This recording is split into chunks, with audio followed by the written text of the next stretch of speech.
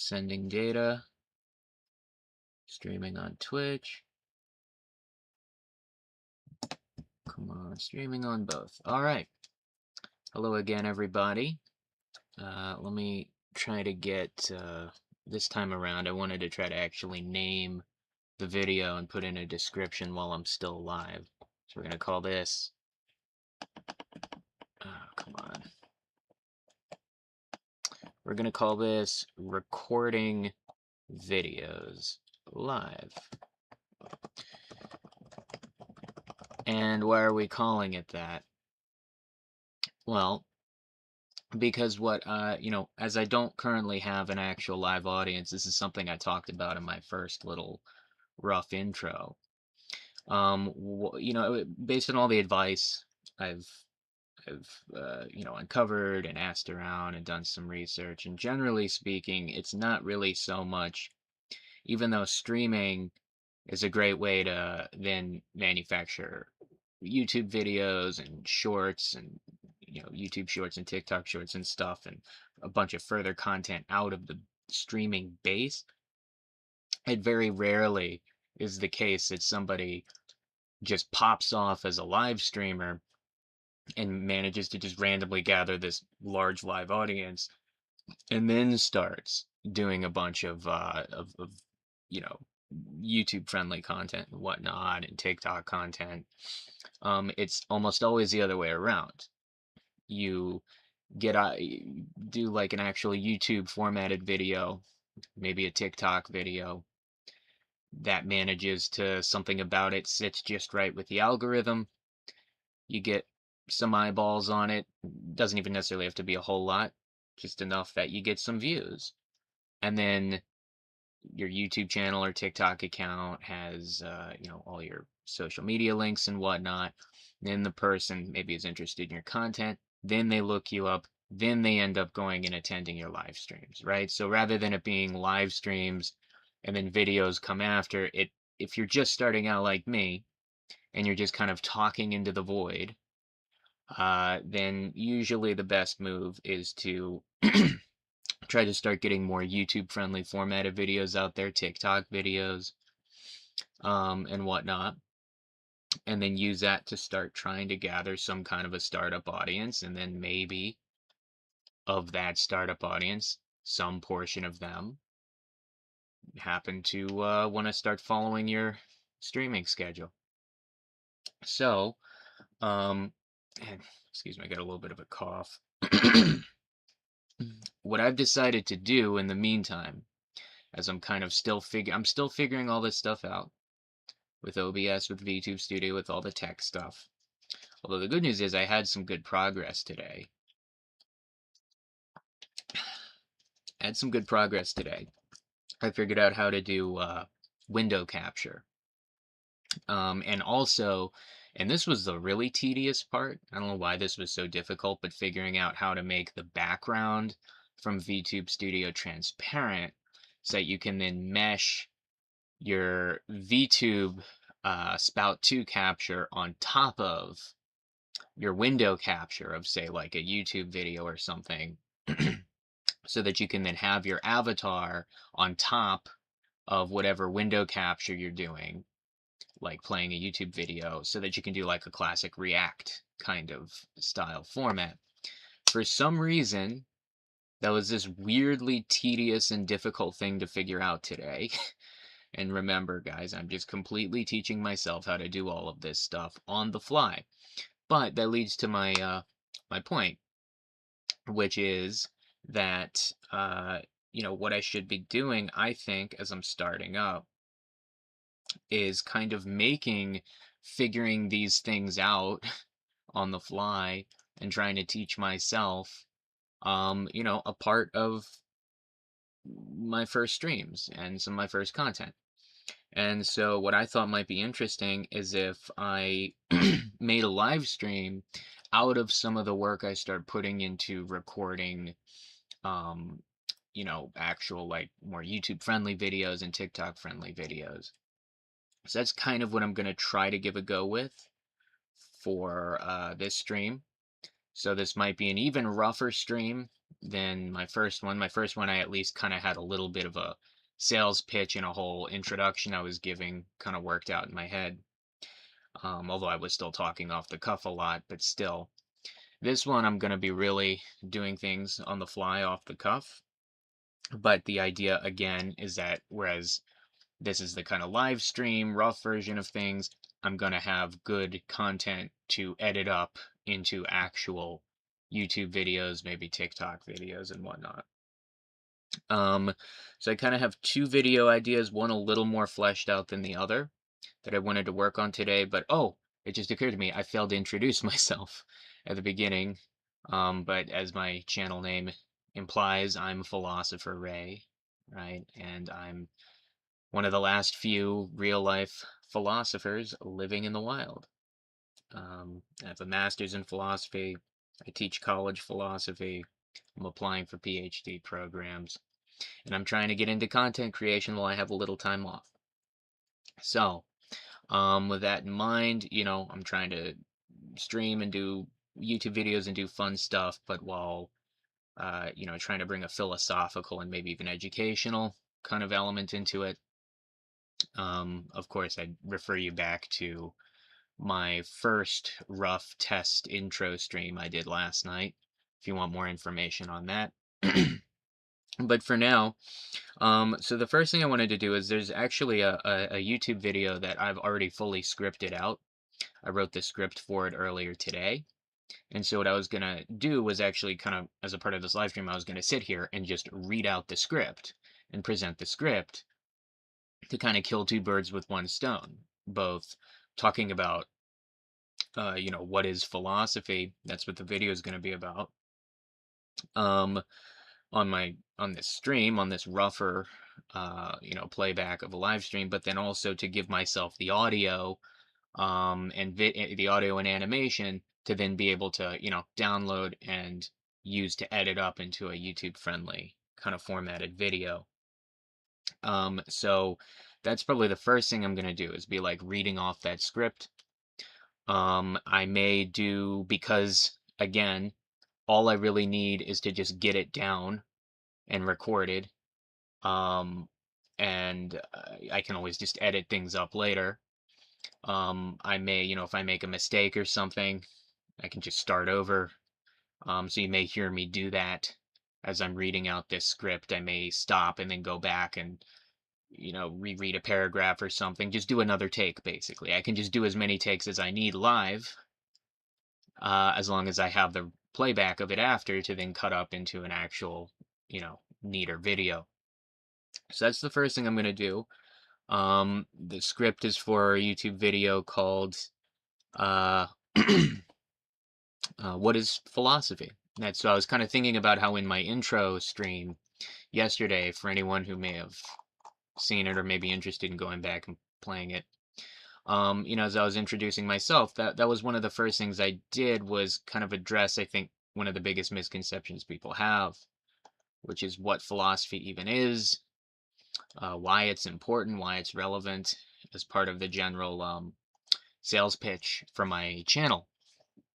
And it got me thinking about maybe it might actually, as I was sitting here thinking of some of the first more like YouTube video or YouTube friendly formatted videos and TikTok friendly formatted videos, it got me thinking, you know, maybe that would be actually a great first upload. Not live stream, but like actual YouTube upload or TikTok upload is a video that is just a little more, that is dedicated to sitting down and answering that question a little more fully, at least the way I would answer it. And to be fair, you may get different answers from different people, different philosophers even. Um, I'm sorry, I'm like drinking some water. But that being said, so that's what my script is. And I'm going to read off that script so I can at least get the audio and basic animation of my avatar talking, um, to then have that for my video, my YouTube video. Later, I was thinking, depends how much time I have, how long that takes, and how much, how much longer I'm willing to go, how much time I have tonight, really, it's like almost midnight. Um, It's after midnight, actually. But depending how long that takes, I may also, now that I was able to spend the day figuring out how to do a window capture to allow me to do like React content to say like a YouTube video or something, to like someone else's YouTube video. I may give a go at trying to do something like that, just maybe reacting to a YouTube video. There's a couple I can think of that are philosophy themed and kind of interesting that may be worth reacting to. Although I have that would be like less scripted out, which is kind of the point, right? Of a React video is not meant to be scripted. So that's a rougher idea, loose concept. The video I have in mind, or one of them I have in mind, is an analyzing evil video. I don't know if anyone's familiar with this series. It's a guy who does like a kind of psychological and even somewhat philosophical breakdown of antagonists and quote unquote evil characters in different various forms of media. Um, and I kind of like some of his stuff, but he had an interesting video on Death Note, which is one of my favorite animes of all time, and Light Yagami from Death Note. And there's actually a substantial portion of the video where he gets into some philosophy and ethics, and in my opinion, I think actually gets some stuff wrong, and I think ends up saying some things that really give away the fact that I don't think he strikes me as a very smart and educated guy, but I don't think he's specifically educated in philosophy. And he kind of just makes some mistakes where he seems to conflate or confuse things like social convention with objective morality. And I just had in my mind, I could see myself having a lot to say about this video, and it's kind of interesting. It's related to Death Note. It's kind of just, but it's also like heavy philosophical theme. I thought it'd be perfect for the channel. So, in terms of one of my first React style videos ever, and for those who saw my first video, this was something I was thinking of having a little series called like Real Philosopher Reacts or something like that. Um, I thought that might be a good first video. And I was originally just going to record, the script I wrote out for my What is Philosophy YouTube video, YouTube video tonight. But, like I said, after having that kind of tech success, after really struggling with it tediously for a bit, after finally figuring out how to do a proper window capture and then layer it properly with the spout capture and have the setup necessary to do a React video.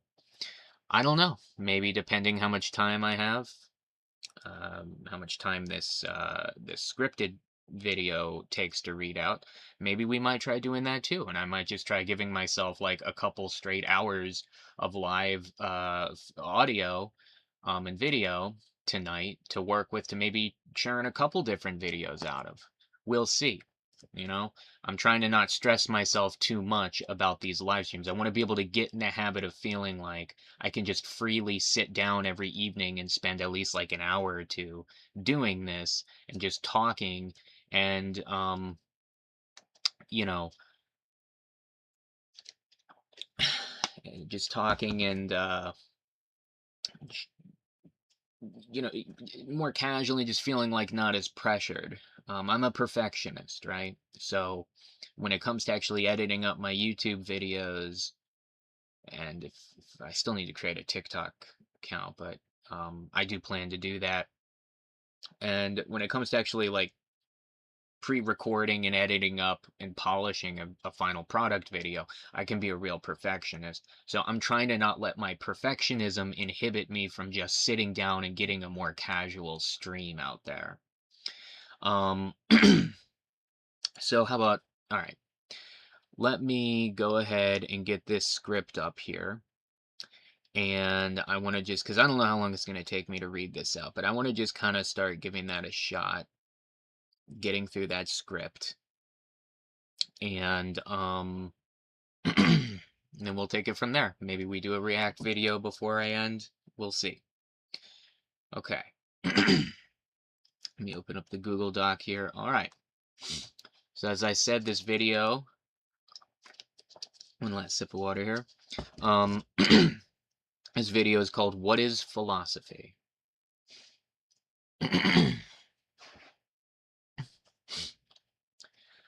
When I first made the brilliant and stunning career move to voluntarily choose to walk away from a good DC area law school on a good scholarship in order to pursue graduate education in philosophy, do you want to know what one of the most common questions I would be asked by people in my life at the time? I'll give you a hint. No, it wasn't, "Well, what are you going to do with a master's degree in philosophy?" Sure, that was up there. It was a common enough question, but far more of a distant second place, nowhere near the number one most common question I would get asked. Rather, the most common question people would ask me was instead, philosophy? What's that? I have no idea. I always found this question to be an interesting, albeit rather tragic and unfortunate consequence of the failures of our public education system, and to somewhat of a lesser degree, even many higher educational institutions. Public school systems rarely include some kind of a basic, high school level introductory class to philosophy the way they do for all of the sciences and math and even certain other more well known humanities fields like history and English. And even many state universities and community colleges, while usually at least having some kind of philosophy department and offering some kind of college level philosophy classes, and even many state universities and community colleges, while usually at least having some kind of philosophy department and offering some kind of college level philosophy classes, nonetheless only ever treat philosophy as a voluntary elective that is in no way a requirement for graduation, thus meaning that even many people with college degrees, so long as they simply never chose to major or minor in philosophy, have never actually taken a single philosophy class in their entire lives or had any formal exposure to it in the classroom.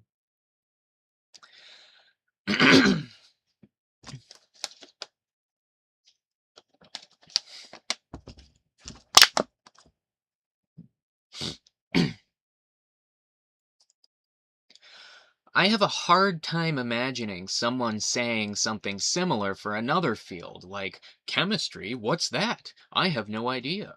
History, what's that? I have no idea. Psychology, what's that? I have no idea. I just can't really imagine somebody ever asking something like that or reacting like that to various other academic disciplines. Yet it's for philosophy, the single most wide reaching, universally applicable discipline of them all, that many people truly have no idea what it even is, let alone why it is so important and relevant to all of our day to day lives. Let me try that again. Yet, for philosophy, the single most wide reaching, universally applicable discipline of them all, many people truly have no idea what it even is, let alone why it is so important and relevant to all of our day to day lives. Ameliorating such misconceptions and educational failures about philosophy is one of the primary goals of my channel. So, I thought putting together a more YouTube friendly formatted video answering this exact question that I've already been asked so many times in my personal life: what is philosophy? And the, I think, kind of necessarily implied interrelated question of why it is so important might make for a good first upload to YouTube as distinct from my live streams.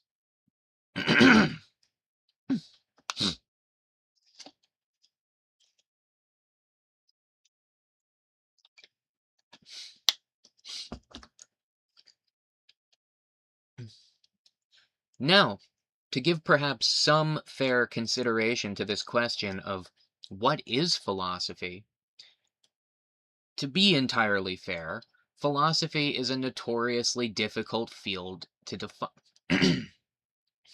Now, to give perhaps some consideration to this question of what is philosophy, and to be entirely fair in doing so, philosophy is a notoriously difficult field to define, precisely because of just how broad reaching and universally relevant and applicable it is.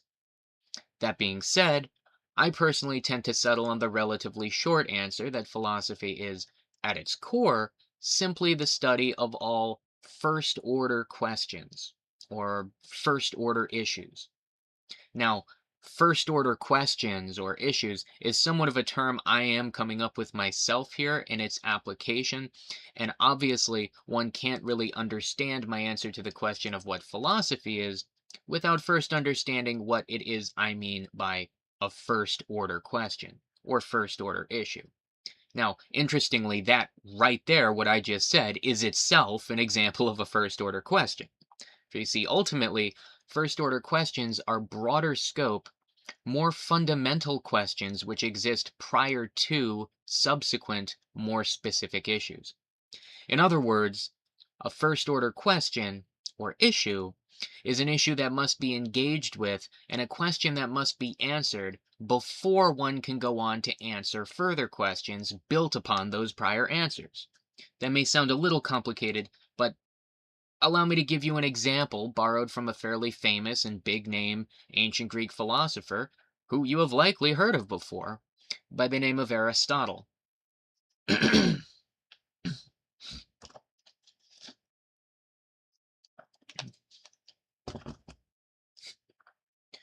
In Aristotle's Metaphysics, Aristotle goes on to define metaphysics, that which he regards as the most fundamental branch of philosophy, and by extension, even philosophy itself, as the first science coming before all others. Thus, if the sciences are investigations into the study of certain categories of things, the first science of philosophy would be that science which must be engaged with and studied before moving on to investigate anything further beyond it. The first order question or issue of science and knowledge itself. And this first science of philosophy, as Aristotle conceives of it, is ultimately the science of what he calls in Greek to on heion, or in English, being qua being. Now, I say English, but qua is really just a fancy Latin word that means something along the lines of as such. So being qua being means more properly here being as such, or being insofar as it is being, or perhaps even more simply, and this will probably make it a little less confusing for you to just think of it simply as being itself. Thus, the first science of philosophy to Aristotle is the study of being or existence in of itself. This is a crucial distinction from the other sciences, all of which themselves investigate the nature of different categories of things in being, that is, different groups of things in existence. For example, chemistry is the study of matter. Biology is the even more specific study of living matter or living organisms. Astronomy is the study of the different stars in the sky. Geology is the study of the earth beneath our feet, and so on and so forth. All of the many sciences only ever investigate the nature of relatively narrow scope fields of different kinds of things in existence, under the assumption that there is an existence and things within that existence to investigate in the first place. However, the first science of philosophy, by contrast, according to Aristotle, is the only discipline wherein one explicitly engages with the first order question of investigating existence itself, rather than any more specific group of things in existence.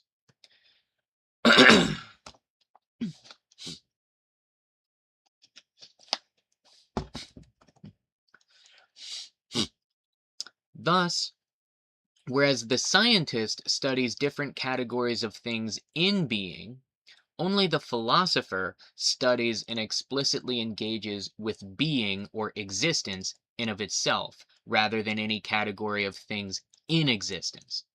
The study of being itself represents, therefore, a first order question, or first order issue, that is more fundamental than, and comes prior to, any scientific investigation into different categories of things, as one cannot provide an account of things in existence without first providing an account of existence itself. Even going beyond Aristotle's emphasis on the primacy of being, there are, in fact, a myriad of first order questions that must first be accounted for prior to engaging in any sort of more scientific methodological inquiry into the external world. In fact, the scientific method and the investigations of modern science all heavily presuppose a wide variety of conclusions that must first be themselves true in order for scientific investigation into the external world to even be valid and coherent in the first place.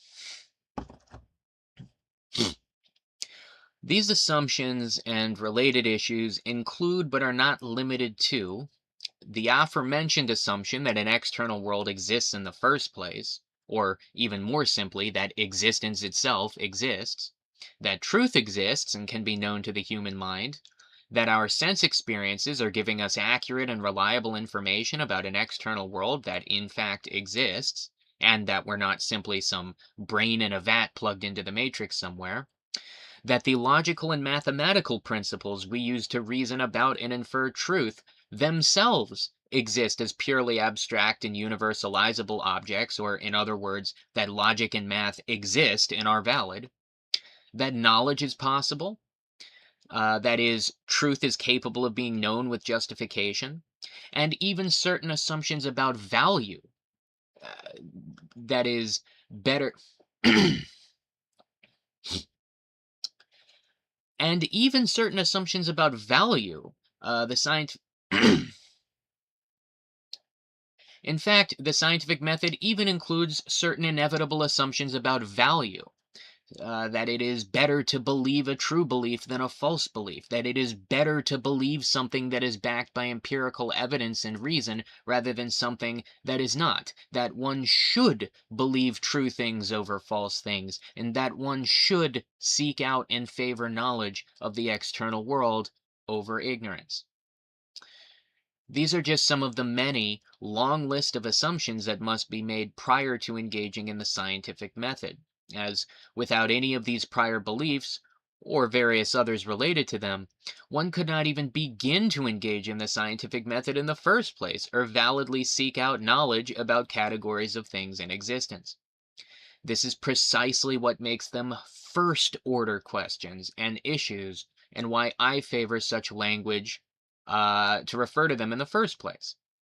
They are all the most fundamental. This is precisely what makes them first order questions and issues, and why I favor using such language to refer to them in the first place. They are all the most fundamental questions about existence and our role in it as Try that again. Sorry. I'm just remember I can edit all these pauses and coughs and clearing my throat, and I can edit all this out later. I'm just like getting a little tripped up on my words here and it's pissing me off. All right, let me try this again.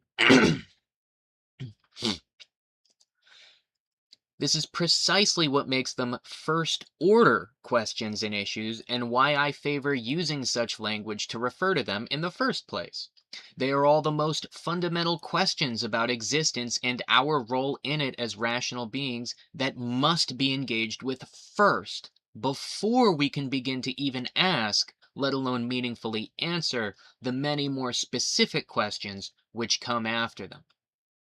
And it is this which, therefore, truly defines the role of the philosopher more than anything else, the thinker who does not simply assume and presuppose such things in pursuit of more secondary questions, in the way of a scientist, or a mathematician, or some other more specialized scholar, but instead seeks to engage with and provide an account for these first order questions directly and before anything else.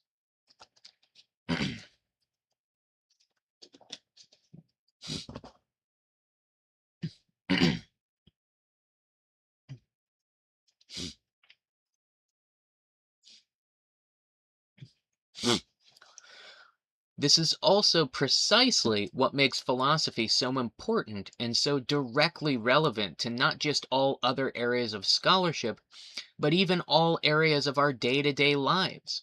It is only philosophy which explicitly engages with such first order questions. My script keeps, these little typos keep popping up that throw off the way I'm talking. No, actually, I think I just misspoke. Okay. This is also precisely what makes philosophy so important and so directly relevant to not just all other areas of scholarship, but even all areas of our day to day lives. It is only philosophy which explicitly engages with such first order questions, and therefore it is only philosophy which makes all other areas of human knowledge and inquiry, including all of the sciences, mathematics, and humanities fields, possible. But also, in much the same way, it is only philosophy which can, therefore, make the struggle of human existence itself intelligible and meaningful, as all of the questions which loom most pressingly over our day to day experiences. Questions like, why even get out of bed in the morning? What is the meaning of life? What kind of person should I be? What is good? What is bad? What is existence? What is knowledge and how do I acquire it? Should I even acquire it? These are all themselves first order questions of the human experience that must be engaged with before we can engage with anything else in our lives or make decisions about more specific details concerning our lives.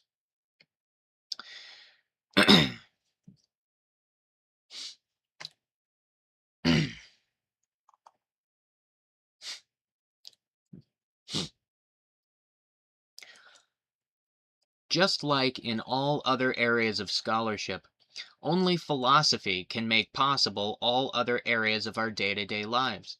And this is precisely why everybody adheres to some kind of a philosophical understanding of the world, even if not fully self aware of it. Some kind of a complex, interconnected series of beliefs forming the worldview through which one's life and all of its experiences are interacted with. Philosophy, therefore, is in this regard the ultimate interdisciplinary study, with the greatest, most universally applicable relevance to all things. This leads to another somewhat famous definition of philosophy, and one of my personal favorites, by a contemporary thinker named Wilfrid Sellars. In Philosophy and the Scientific Image of Man, Sellars defines philosophy as the understanding of how, quote, things, in the broadest possible sense of the term things, hang together. In the broadest possible sense of the term, hang together. End quote. I rather like this definition, as it gets at the fundamental, unavoidable, and universally relevant, broad scope nature of philosophy. The first science Aristotle spoke of, which looks at any issue, any area of study, any question about the world, while taking the largest step back possible to appreciate the issue from the broadest scope possible, in order to identify and engage with and provide an account for the most important first order questions and issues at hand, so that one might then be justified to engage with, explore, and discover all other questions and answers that come after. So, what the hell even is philosophy? Well, the original Greek, from where we get the term, arises out of the Greek words philo, meaning love, and sophia, meaning wisdom. Thus, philosophy is most literally the love of wisdom, and a philosopher a lover of wisdom. But of course, there is a reason why I didn't simply just lead with this dictionary definition at the start of the video, as I don't believe the love of wisdom really answers the question people are asking when they say, what is philosophy? It's an overly simplistic definition that doesn't have meaning without first establishing what terms like wisdom or even love really mean. So, To answer that question, then, what is philosophy? What I think it really means to pursue the love of wisdom, to study and appreciate philosophy. My answer is ultimately grounded in the nature of philosophy as the most fundamental discipline of all. To be a lover of wisdom is, above anything else, to be one who appreciates and seeks out the most important first order questions defining existence and the human experience of it, and goes straight for the jugular, so to speak, in one's pursuit of knowledge. One who does not settle for mere scientific data sheets describing particular details about narrow focused, specific categories of things in existence, but rather one who instead seeks to get to the heart of what existence is in of itself, and of who we are and how we relate to that existence. A philosopher, a lover of wisdom, is he who engages with the most important, the most universally relevant questions underlying the foundation of everything. Thus, let that be my answer to the many people always asking, philosophy? What even is that? And why is it so important anyway? End of script. Well, sorry for the frequent pauses and clearing my throat. I was kind of like psyching myself out a little bit. I think overthinking it a little bit at one point because I was I don't know. But we're good now, I think. On that video, I mean, I think I got, the maximum amount of audio I can hope to get. I could sit here and keep rereading it, but I don't know if that's going to accomplish anything. I am thinking about, really kind of toying with this idea of, you know, seeing if we can try to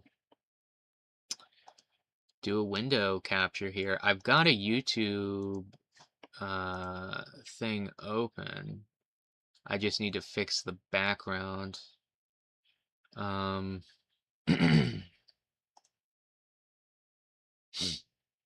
Let's see here. Sorry, guys. Remember, I'm still figuring it all out.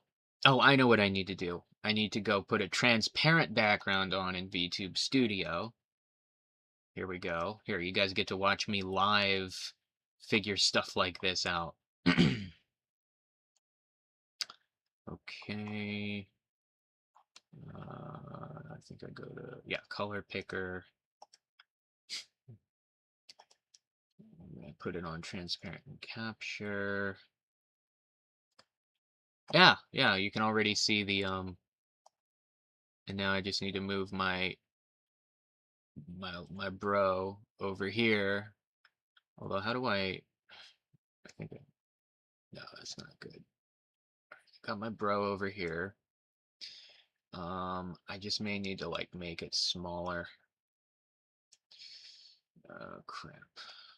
Man, guys, there is such a learning curve to some of this stuff. Really. All right. Let me see here. I should probably get in the habit also of like changing my Restream lets me change the title and description for both, because remember, I'm dual casting to both Twitch and YouTube Live at the same time, because YouTube Live is the only one that'll like archive my stuff for a longer period of time.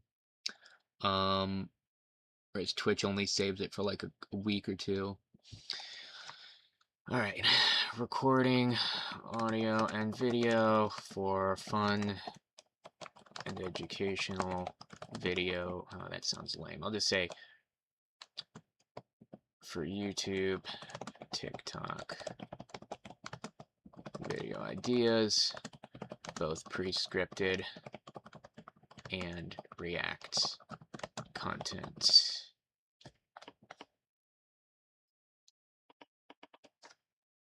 Philosophy themed. So I'm just, guys, I'm just kind of trying to get in the habit of doing stuff like this. Um, you know, oh wow, did that take me offline? I hope not. Let me double check. Let me just double check a couple things, guys. Hold up. Let me go to my Twitch channel. Sorry, the typing's always so loud, I feel like.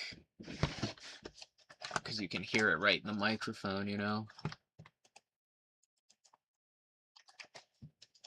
There we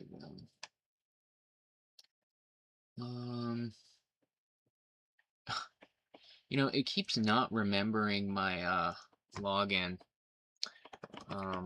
Even though I've told it to multiple times now.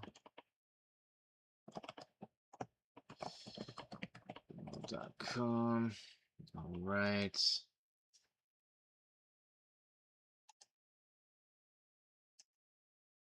Log in.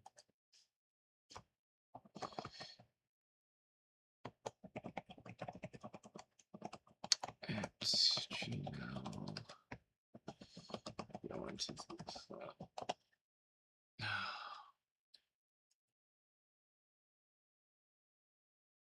Oh. Apparently you can't log in with your email address. You have to log in with your username. Whatever.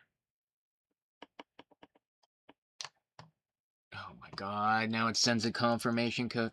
Ugh. Why is everything always so complicated? Alright.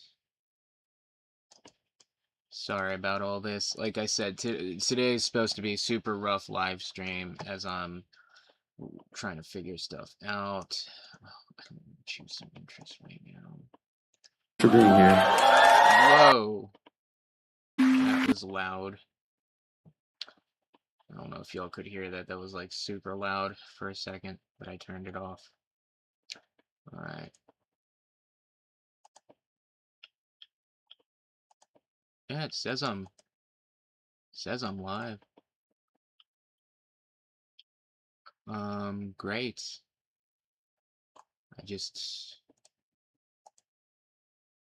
Well, let me change the category. I feel like now I'm getting like a sunk cost fallacy, where I feel like I went all this way and did all this just to try to get into my Twitch things. I could change the category, and I know there's a way to do it, and I'm just being stupid about it right now. It's just a little frustrating, you know. Whatever, guys. We'll figure this out later. Sorry for the big delay. Here, look, let's try to do this React video.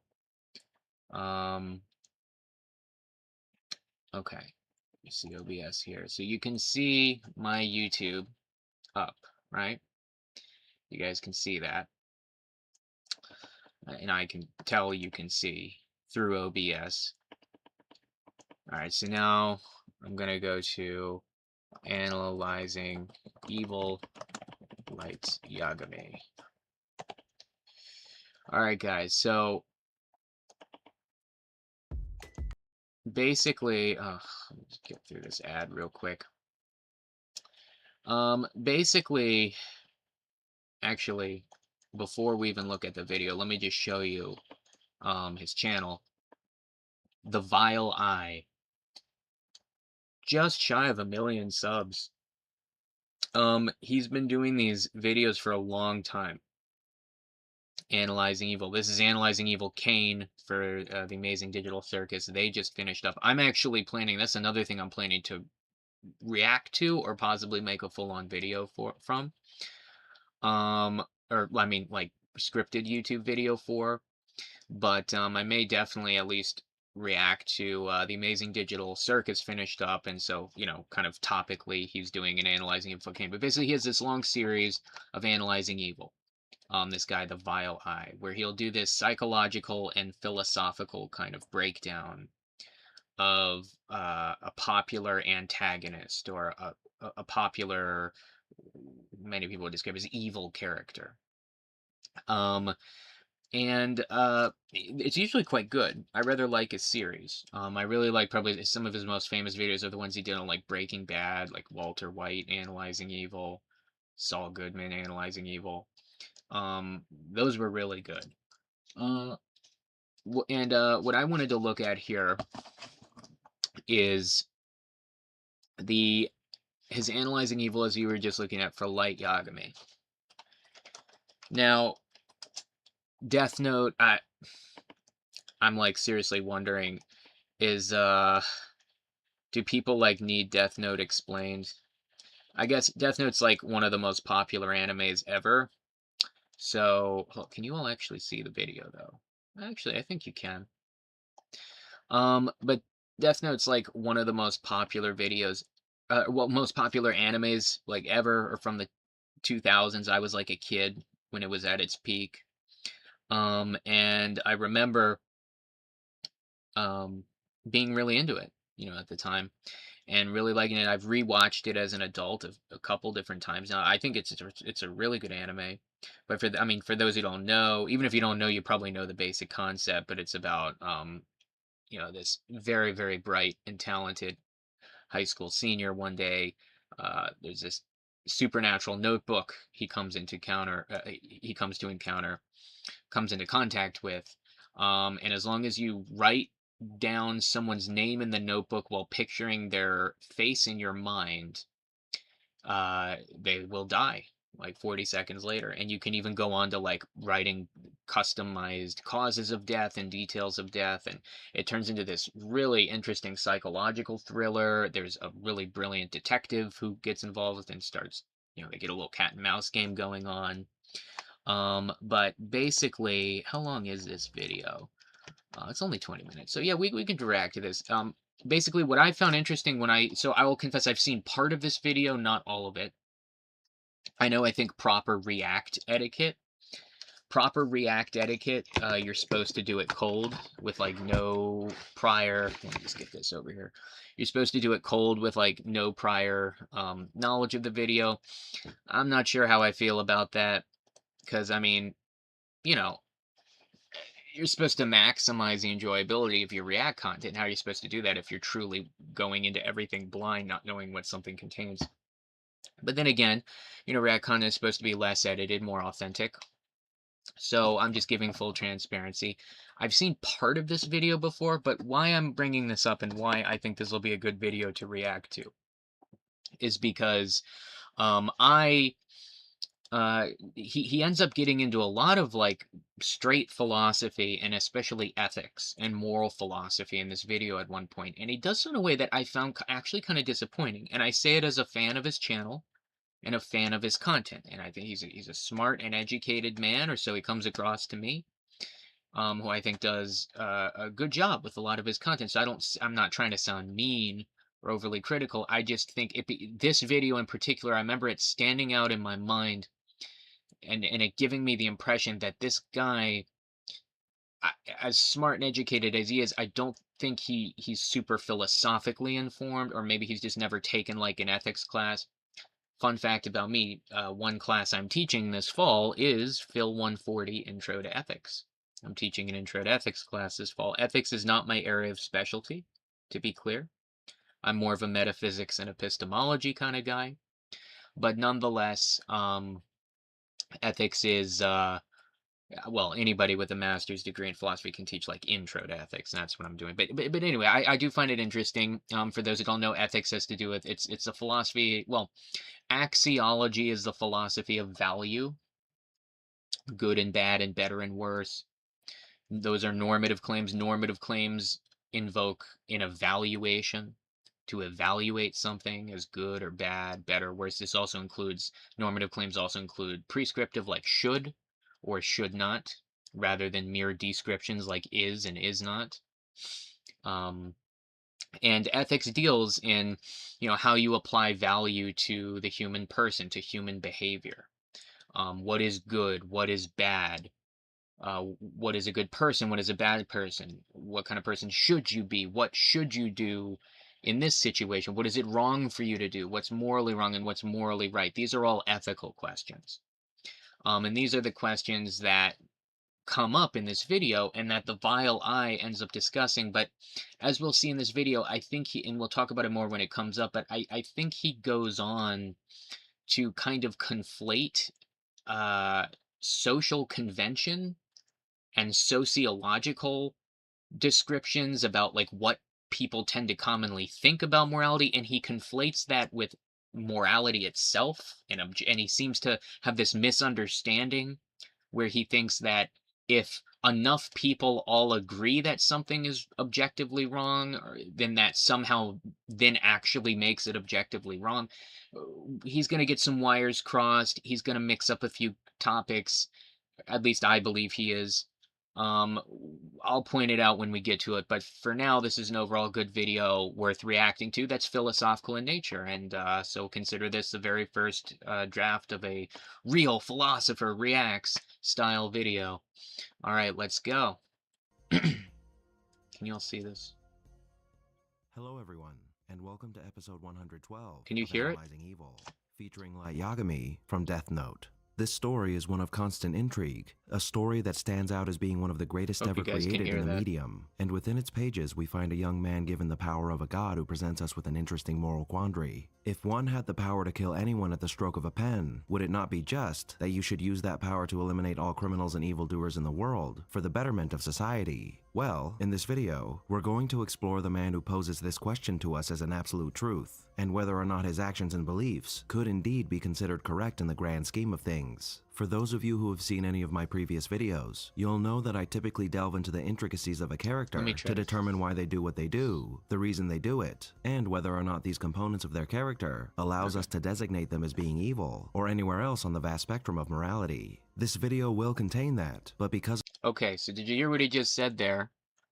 In analyzing evil and analyzing on the vast spectrum of morality, right? So he's engaging in ethics. He's engaging in ethics explicitly, and moral philosophy explicitly here. So you would think if he's going to be doing that, he would actually have like a kind of fairly strong and grounded account of something like moral realism.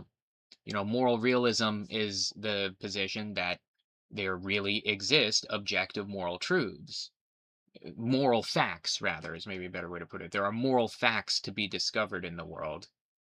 There can be differences in like whether these are natural facts or whether they're, you know, they're within the mind of God, or there's these different debates over what that can mean. But moral realism means there exist moral facts. As I say, it's factually, objectively true to say something like murder is morally wrong. So you would think he would have an account for moral realism, firmly established, or is going to go on to establish one if he's going to start engaging in kind of, moral evaluations and on what he says, analyzing people along this wide spectrum of morality, as he said. But I think as we'll go on to see, if anything, his position is going to start to fall a lot more in line, whether he means it this way or not. And I don't think he does. I think he's kind of mixing some concepts up. But you'll see him go on to kind of give what would be much more of a moral anti-realist position, that there aren't really any moral facts. That we'll get to it when we get to it, but as you'll see, it's almost like he goes on to say there's really just these sociological facts, and then he confuses that with morality. But let's continue. Because of the overarching dilemma that Death Note presents us, that being whether or not killing criminals and the like for the Imagine being able to build anything advertisements just by thinking about it. Meet Base Really? 44, a complete AI creation. sake of society is good. Sorry We're about more that. so going to be focusing on that concept rather than Light, though that focus will inevitably allow us to pass judgment on Light and his actions as well. So with that in mind, because Pass judgment on Light. So we're engaging in a moral assessment here, a moral evaluation. of the nature of this topic, this I'm sorry, I point that out. I hammer that point because I want it to be clear. Somebody could engage in like analyzing evil in a more ethically neutral sense. It could just be a sort of psychological or even literary study for fictional characters like here, of people who are commonly seen as evil or commonly described as evil. It could be a study of how people think about what's evil and whatnot. There's nothing about that that's actually ethical, right? Somebody could take the position like, I don't believe morality exists. I don't believe objective morals exist. I'm a moral anti-realist, right? And the moral anti-realist would be the opposite of the realist. The moral anti-realist would say there are no moral facts out there. And they could take that position and still do a sort of analyzing evil like assessment of different real life people or fictional characters, which seems to be more the specialty of this guy. Again, you could just be doing it from this perspective of, oh well, these are people that are depicted in their stories as the antagonist. They're widely perceived by the audience as being bad people and evil. And so that as a sort of literary genre, as a kind of character, as an archetype, I'm studying like how these kinds of stereotypically evil characters tend to work, right? There's nothing about that that's necessarily ethical or evaluative. However, as we're seeing here, this is why I'm hammering on this point. He's using moral language. He's using language of judgment as we morally judge Light Yagami. He's using language of evaluation as we evaluate Light Yagami on this wide spectrum of morality. I'm just pointing out, and I want to emphasize now at the beginning, by his own admission, he is engaging explicitly in moral evaluation, so he doesn't really get to say later, oh, I'm not really doing that. I'm just like describing this literary archetype of evil characters.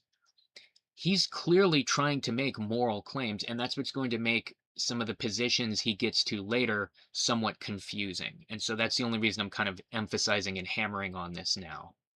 All right, let's continue. Video will inevitably include some of my own personal views on certain things, but I've tried to remain as objective as I can regarding this concept. Feel free to challenge everything you hear in this video. He's trying to be objective. Another important point, because he's going to get he's going to talk about morality from the perspective of I'm trying to be objective. Objective morality that presupposes moral realism. Well, I guess it doesn't technically. Well, there's gets into an interesting philosophical conversation. But the point is, just what I've said already. We're going to see some of this kind of start to get confusing, and we're going to see him start to contradict himself a little bit later down the line. Down below, as this is a complicated topic, and we can all benefit from different insights on this matter. Also, because we aren't so much focusing on Light, what you're hearing in this video can be applied to both the manga and the anime. But I will say that if you haven't read the manga, I recommend you do so, as there are some things in there missing from the anime that really add to the story. Very true, by the way, for those who don't know. The manga was really well done. Why is my... Oh no, it says my my avatar's frozen. Oh no. Oh no. What's going on? Everything was working fine. No. Oh, there it is. Okay. I guess we just had a little frozen moment there. Is everything... Yeah, everything's good now. Okay, sorry about that. I don't know what that was about. Alrighty. One sec. Let us go back. Oh, I'm sorry. I did just want to say, in all seriousness, the manga's great. Part of why the second season of Death Note tends to be criticized more compared to the first. The first was like a masterpiece. Pretty much everything up through L dying was a freaking masterpiece. And then the second is perceived as being more rushed and not having quite the same level of perfection to it, like Nier and Mello not being as good of, antagonist to our protagonist as L was. But part of that is because they really cut out a lot and rushed the second season. And then, well, anyway, the manga just has a lot more and explains things better. So what he said just now is actually, true. Now, without further ado, let's begin.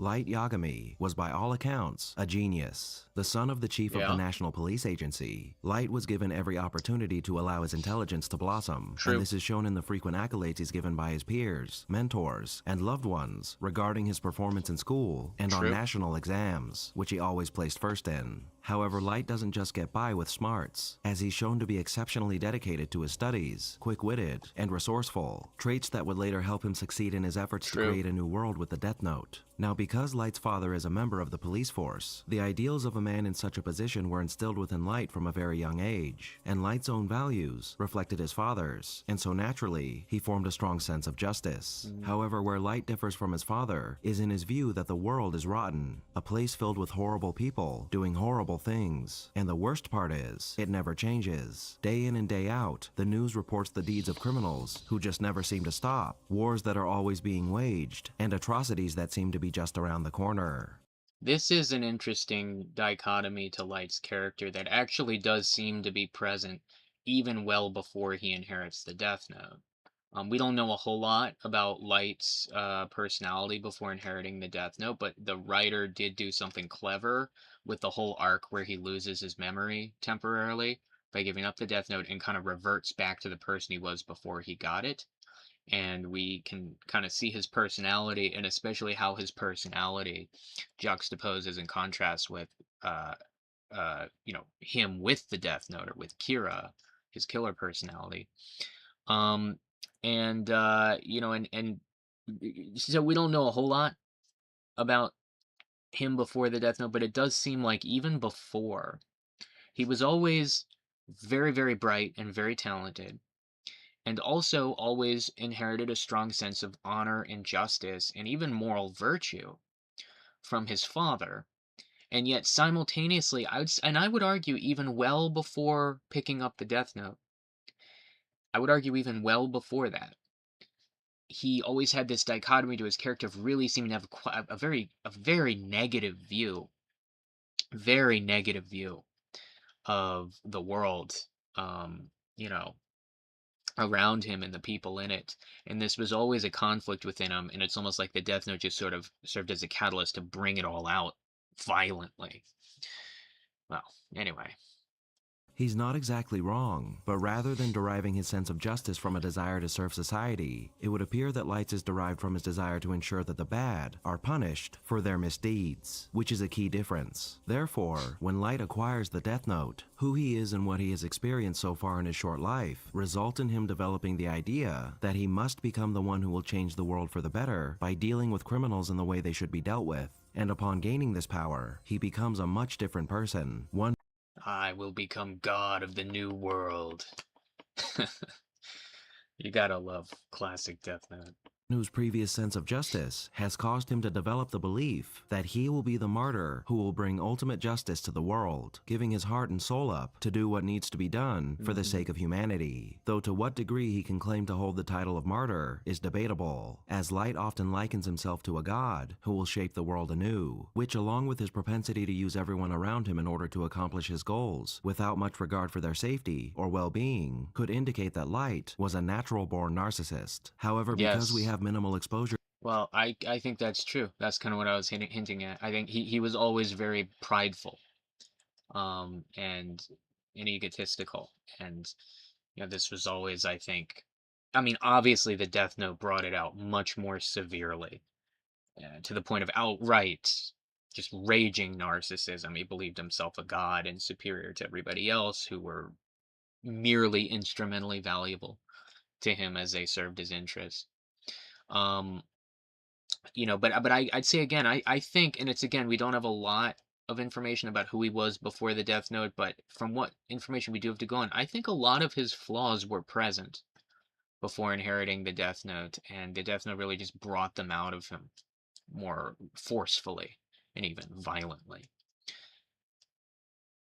To who Light was prior to obtaining the Death Note, it's difficult to say whether or not he is, as it's quite possible that Light would never have displayed many of the traits he shows after his ascension to Kira had he not acquired the Death Note. And even if we take into account who Light is after he forfeits the Death Note halfway through the series, we still aren't any closer to deciphering whether or not these traits are an intrinsic part of who Light is, as again, our exposure to a Light untainted by Kira is too limited to know whether or not this truly is who Light is without the Death Note. Note. So with that in mind, Kira could be considered to be an entirely new personality that was created after Light acquired the Death Note, and that makes a lot of sense. I can't imagine how any of us would react after obtaining an instrument that not only gave you godlike powers, but gave you undeniable proof of the supernatural. Follow the teachings of God, and the blessings of the sea will be bountiful, and there will be no storms. A line that we're given at the start of the anime from an unknown text that sums up Light's self-righteous view of his own actions. Very good and interesting point. Yeah. You know, it's just so interesting. Arguably one of the conflicts of modernity that really defines modernity is the issue of radical autonomy, especially in a post-Kantian sense. What that means is this strong push and desire to want to feel, or not to feel, but this strong push and desire to be the autonomous, self-governing author of one's own will, and to, as a part of that, to throw off perceived external heteronymous sources of authority. Autonomous, auto means self. It means self-rule or self-govern. Hetero means different. So heteronymous means like an external force governing you. To be autonomous is to govern yourself.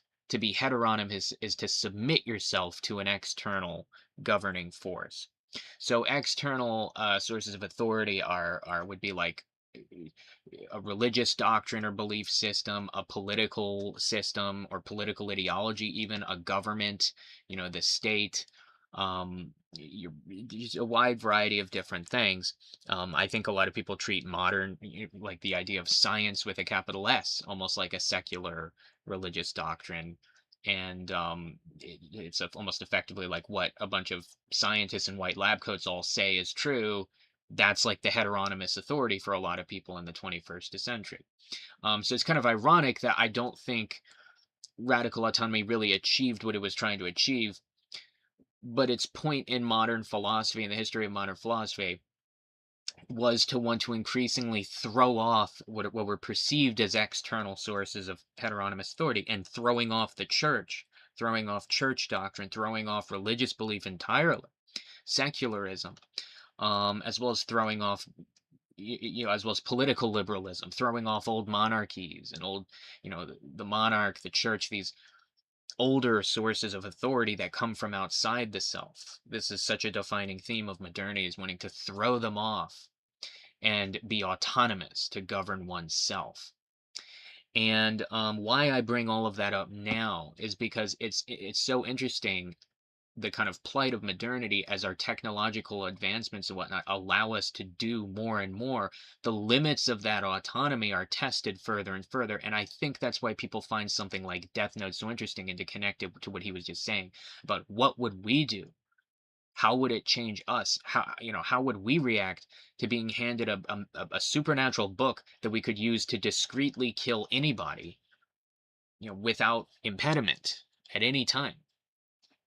That's an immense amount of power, and it really tests the limits of, I think, just how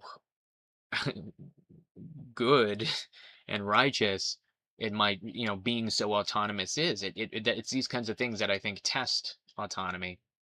And why, and why I bring it up also because of the religious imagery that is all over this anime, in the manga. But if anyone's ever seen like the anime, the religious imagery and symbolism is all over it. And he just brought up some of that now. It's this clash of your own, of the human kind of, I think there is a pride that goes into that desire for autonomy, and the human prideful desire to assert your own will as maximally as possible, as it clashes up against the inevitable limits of reality. And that is a theme that comes out. And I kind of appreciate this guy for touching on all of that. He hasn't really gotten to his stuff on morality yet, though, not fully. So let's keep going. So, while who Light was is very much a part of who Kira is, it's impossible to tell which components of his personality came from Light and which came from Kira. We do know that Light became much more vindictive, egotistical, and unempathetic, but who's to say that these traits weren't already present in his personality prior to his transformation, and that his newfound purpose only amplified them? However you want to look at it, Light could have a personality disorder, like narcissistic personality disorder, or antisocial personality disorder, or maybe he doesn't. I think the answer is left up to your own interpretation of his character and how he evolves. Now, as we all Yeah, well, not to mention, I really disagree with some of that alphabet soup diagnostic label terminology. People throw those terms around way too freely and readily these days, and in a way that I think can be in a way that's very constructed. Let me put it that way. I think a lot of these labels in all other areas of medicine, a diagnostic term is referring to a physical flaw with your body, right? Like an injury or or an imbalance in your blood or some chemical marker, or there's something physical, a flaw in your body that the diagnostic labels are referring to. There's nothing physical a psychiatric label is referring to. It's just referring to a constructed category of understanding about the way people kind of act and behave generally based on like a quack psychiatrist's subjective interpretation of talking to you for 15 minutes. A lot of it's really sketchy. I might do a video on this sometime. But yeah, so I just don't like throwing labels like that around, and I don't see how they're really all that applicable. I mean Light's obviously a narcissist, but not in a diagnostic sense, just he has that personality trait. But I don't see the point in throwing around diagnostic labels. all know, Light develops the goal of killing criminals to make the world a better place. But what's interesting to note here is that these idealistic beliefs that Light displays after obtaining the Death Note can be categorized as being the result of youthful naivete. I imagine that a good majority of adults watching this video can remember a time in their youth when they held some sort of extreme belief that they developed as a result of their lack of experience and wisdom. And perhaps some of you who are currently in the throes of youth watching this video are questioning whether or not you have some beliefs like that right now. I'd like to add, though, that there's nothing wrong with having these ideas when you're younger, unless, of course, they develop into something wrong. It's just a fact of life. Now, at this point, So just briefly, just for anyone who's just not seen the anime or read the manga, um, for anyone who doesn't know, like obviously using that Death Note, Light goes on to become this mass killer, but he specifically targets criminals, murderers, and rapists, and people who deserve to die, or at least that he believes who deserve to die. Um, and becomes known as this god of the new world, as he just casts judgment and executes like all the horrible people in the world. He specifically targets the wrong, the horrible people in the world. Um, and uh, what was I gonna say? Well, anyway, for those who don't know that, that's what he's referencing here. And I was gonna say, and I do appreciate him kind of pointing out there is, yeah, I mean, Light he starts the series at 17, he ends it at like what, 23, 24, something like that. Dies very young. And there is something very youthful about it, very naive about it. And yeah, he, evil, the Vile Eye here, I think makes a good point that there's many of us in our adolescence, in a more immature state, have like absolutely sat down and kind of fantasized, about these things before, and kind of thought maybe it is right to, if you had a supernatural notebook that could kill people, maybe it is the right thing to sit there and just knock off all the horrible serial killers and worst people in the world. Um, so it's an interesting point, and that does inform who Light is, I think. But I think we're getting close to him getting into his somewhat confused ethical claims he's going to go on to make in a moment. You might be saying, but wait, 6 years passed between Light's discovery of the Death Note and the end of this story, so how can you claim that his beliefs are the result of lofty teenage ideals? Well, that's because the difference here, in comparison to yourself or anyone else, is that as you aged, for any number of different reasons, you realized that your larger-than-life ideas were either wrong or weren't possible for one reason or another, and you subsequently shed those beliefs, whereas Light was given the opportunity to make these impossibilities a reality. Do you think as you aged that you would have abandoned an idea like criminals and evildoers deserve to die for the sake of the world if you were given the opportunity to make that dream a reality? I'd say probably not, and Light is no different. But is this such a bad idea? Is Light truly in the wrong and deserving of being labeled an evil person, holding evil beliefs? Well, let's explore that now. So Okay, on the good. surface, the idea that all criminals should be killed in order to stop further crime from happening, due to the threat of instant death hanging over everyone's head should they commit a crime, seems like a decent proposal, a classic case of the ends justifying the means. Okay. But when we take a Okay. deeper So that's interesting right off the bat. Okay, now we're getting into the ethics. So first of all, what he just said, he's giving consideration to the idea that maybe there's nothing wrong with Light's kind of goal here. And he points to the idea of the ends justify the means, right? Now, ultimately, the Viola is going to go on to take the opposite position of this, and this is where things are going to get interesting with his view. But for the time being, I just wanted to lay out a little bit of the ethical dilemma here. So when he says the ends justify the means, he's referring to a common contemporary ethical framework known as consequentialism. Consequentialism is the belief that which makes something morally right or wrong is grounded in its consequences, or grounded in the consequences of the action or behavior.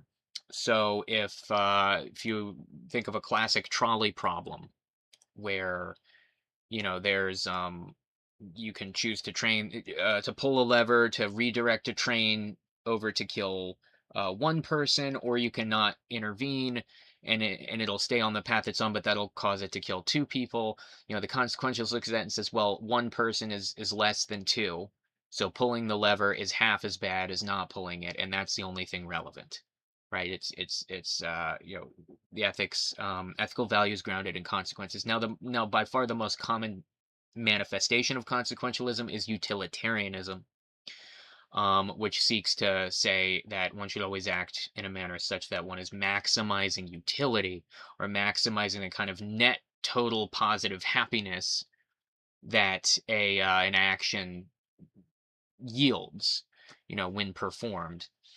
You've probably heard the phrase utilitarianism before.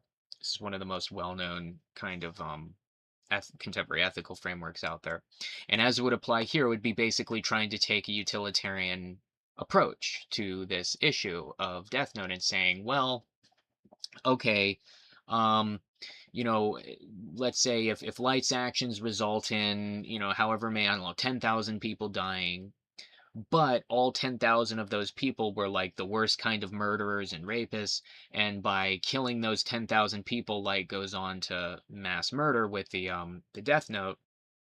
Well, that results in all these, that results in, let's say, multiple tens of thousands of potential victims of murder and SA and whatnot, going on to live and not be assaulted, and so therefore there's a net total greater amount of happiness, or net total lesser amount of pain produced by Light killing off these 10,000 people than there are by him not, and therefore those consequences alone make it a good thing what Light did, and that's what makes it morally right. That would be the kind of argument here of the ends justify the means. What that's going to be in conflict with is something like a more deontological approach, where somebody would appeal to, would say that it is just that categorically and without condition one ought not ever kill, and that must be a universalizable moral principle in order to be intelligible and rational and moral. it would be the more Kantian, the deontological position. I don't want to get on too much of a tangent getting into all of this stuff, but that's kind of where we're starting out. So the vile eye is kind of about to go on to dismiss this view. But this is would be a kind of an argument in favor of light, a utilitarian consequentialist position. Let's go on. Dive into this idea, the cracks begin to show. Yeah. The first problem that I can see is a problem that institutions dedicated to justice all across the world face all the time. The conviction or execution of innocent people for crimes they didn't commit. Light executes people that he's been made aware of through news outlets or other means, and the criminals who appear in these reports are often featured right after they've been arrested for their crimes. So that means that a sizable portion of the people that he kills are people who haven't been proven to be guilty, and it's more than likely that some of the criminals that Light kills are innocent. Also, okay, so that's interesting. His very first point isn't even really ethical. It's more legal and practical, and I guess it's one that interestingly responds to the utilitarian argument by like sort of presupposing and operating within its framework. So rather than disputing the idea that the ends justify the means, or the greatest possible, the greatest good for the greatest number kind of rather than rejecting that utilitarian thinking outright, instead, what's going on is, he's just saying, well, look, even if we assume your kind of consequentialist framework, well, even within that framework, this ultimately isn't going to go on to be the best outcome and produce the best consequences, because you see, in reality, he's just killing people that have been arrested and charged with crimes, not necessarily people who have been convicted. And even then, if you've been convicted, there are false convictions of things. So there's going to inevitably be innocent people getting killed. So this is ultimately not as consequentially good of an outcome. That's not really disputing the ethics of like a consequentialist argument. It's just saying, even if I grant you consequentialism, due to these factual disputes, this is still not the best consequential outcome. But let's go on. Also, as this series proves, if you're going to start killing a specific group of people in a supernatural way, someone is going to eventually notice. And to keep yourself away from the authorities, you'll inevitably have to end more innocent lives. Then you have the fact that Light isn't just killing criminals that are traditionally given the death sentence. For all we know, he's killing nearly anyone whose crimes are reported on the news. So even a person whose crimes don't warrant death, like say an embezzler, who Light does kill in the series, are being punished with death, which is far from being the right thing to do. Okay, so again, mostly just a series of like almost consequentialist assuming arguments, and just reasons why this actually is not, it's not even the greatest good for the greatest number. But I want you to see what he just did there at the very end. He said, which is just not the right thing to do, to kill somebody for, say, a pettier crime. Just because they happen to be a criminal, but it's not like something worthy of the death penalty, and to kill them anyway for some pettier crime like shoplifting. That's not the right thing to do, as a language he just used. So we're starting to move in the direction of a philosophical argument, pushing back on the very idea of consequentialist framing, and in a direction that's going to attempt to uphold some kind of a deontological view, is almost what the vile eye sounds like he wants to advocate for at one point. But then he goes on to kind of get that confused with almost like a social conventionalism, almost a moral relativism. It's very strange the way he gets a little mixed up on this, which we're getting close to that now. But right now he says that's just not the right thing to do. So now we're gesturing in the direction of saying, well, listen, even if, let's say, an action like truly, maximized the greatest amount of happiness capable of being produced, or minimize the greatest amount of unhappiness. Let's say that shoplifter you killed for shoplifting, or maybe not shoplifting, but like a thief, a petty thief who, was arrested, and Light kills him for being a criminal. But nonetheless, it's like he wasn't a murderer or, done anything really bad, but Light kills him anyway. What if it turns out to be the case that that guy just would have gone on to like steal so much and do so many petty crimes that the negative consequence, the pain that his death caused, is just sort of outweighed by all of the unhappiness he was going to cause people in his life? Well, here we're seeing this guy say, well, even if you grant that, you're starting to gesture in the direction of, nonetheless, He's gesturing in this deontological direction of nonetheless, it's still just not the right thing to do. One just categorically ought not kill someone or sentence them to death for a relatively petty crime. So we're moving away from this consequentialism now. We're getting gestures in the direction of rejecting the whole consequentialist framework from the vile eye now. Let's continue. However, if we circle back to that old adage, the ends justify the means, what does it matter if a few innocents are put to the torch if the result is world peace? In Death Note, once a good amount of time has passed, and Kira has shown what he can do to the world, the global crime rate has reportedly dropped 70%, and all wars have ended. So wouldn't this be enough evidence to suggest that what Light is doing is the right thing to do? Well, yeah. Explicitly engaging with the utilitarianism now. Yes and no. Evil isn't something that... Rejecting it. That just sprouts up one day out of nowhere. It's created by a whole bevy of different factors, which include... Evil isn't just something that spouts up out of nowhere. It's created by a whole... Now again, I'm really interested to know, how is the vile eye defining evil? It's going to be very important here. And I'd be very interested to know the direction it goes in here. Includes a person's upbringing, education, social status, wealth, and everything else you can imagine. So while Light might be stopping crime at the moment, he hasn't fixed anything that led to people committing those crimes in the first place. And just like criminals have changed their tactics to survive in the digital age, they changed their tactics so they could survive in the Kira age. And the fact that crime has only been reduced by 70% is a testament to that. So then comes the problem of eliminating every other problem in the world, as just eliminating criminals obviously doesn't fix the world. And we're shown that Light realizes this when Teru Mikami, through Naomi Takada, tells everyone that he's going to essentially start killing lazy people so he can eliminate laziness, something that Light seems to agree with when he says to himself that Mikami is starting this part of the plan too early. And I believe that this notion proves one thing in particular, that no one human being should have this power, as the possibilities it allows is a slippery slope that will lead to horrendous abuses of that power in service to one's own personal goals, or their desire to shape the world into a better place at the expense of innocent lives. Okay,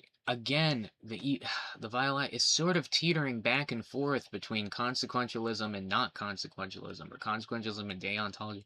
Where again, it was starting to make more utilitarian arguments again, just or arguments along the lines of, well, even if we grant your utilitarian framework, here's how Light's actions still don't produce the best outcome. That was what he was basically doing by saying, well, you won't be able to eliminate all crime, criminals will adjust to it, and then, you're going to run into all these practical problems where you're not fixing the underlying issues that led to criminality, the underlying sociological issues that led to criminality in the first place. That means you're going to have to start doing things like killing just like lazy people, in order to try to, do away with all these other social ills, to try to fix the social problems that are giving rise to criminality.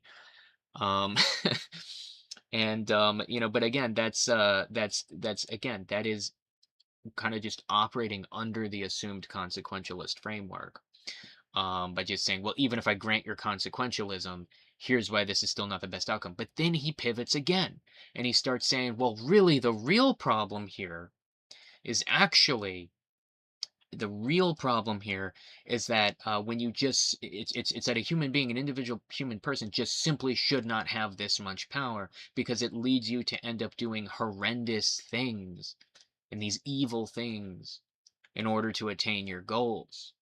Well, now again, we're moving away from an appeal to the consequences back to this idea that some things are just categorically wrong.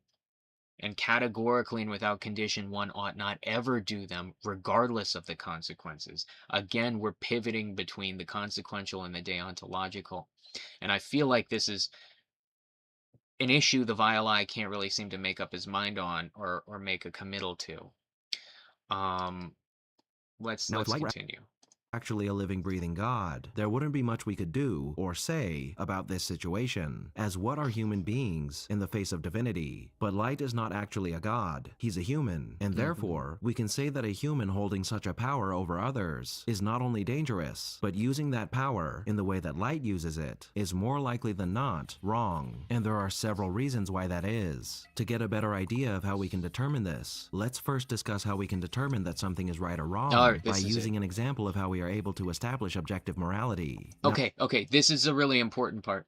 This is a really important part. So he says, let's figure out how we can establish right and wrong from the basis of objective morality. So he is explicitly taking a moral realist position here. He is explicitly taking a moral realist position here.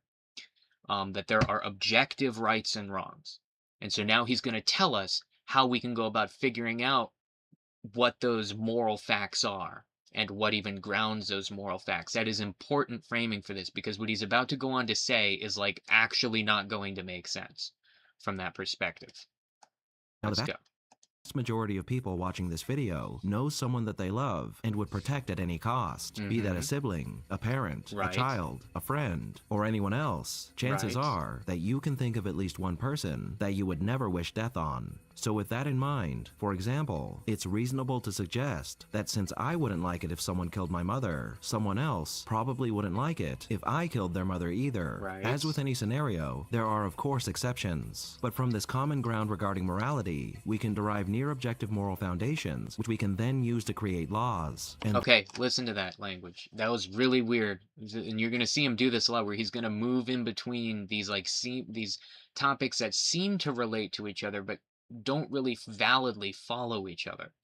So he just described the basic process of empathy, right? That I have a mother, I love my mother, and I would sure feel awful if someone were to hurt my mother. And therefore, I can think about how other people have mothers, and I can think about how I love my mother, and therefore I can get an idea in my head, and I can kind of empathize with how those people must love and care about their mothers. And that means if I can think about how hurt I would be if someone were to hurt my mother, I can think about how hurt someone else would be if someone were to hurt, his or her mother. And then he goes on to say, and from that we can derive, he is really weird language he uses, near objective morality. Near objective. That is odd. One would think look, morality is either objective, as in there are moral facts outside of the mind that remain fixed and shared between different people, that are universalizable moral principles, or morality is subjective. It's just something we kind of come up with that originates from within us, whether individually relative or socially or culturally relative.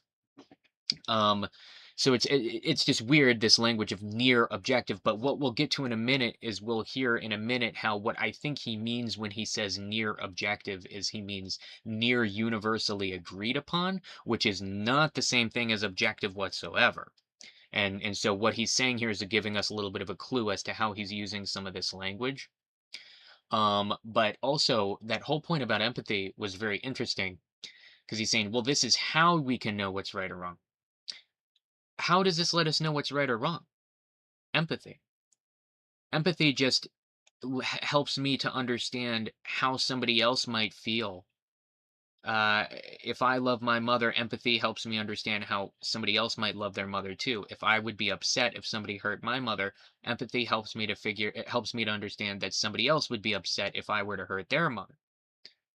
So, does it follow from this that therefore I should not hurt somebody else's mother? Does it follow from this that therefore it's wrong to hurt people? Because I can empathize with how their loved ones must feel if I hurt them? No, it does not. And we should probably establish something now that's going to be really helpful for this discussion. It's called it originates from David Hume,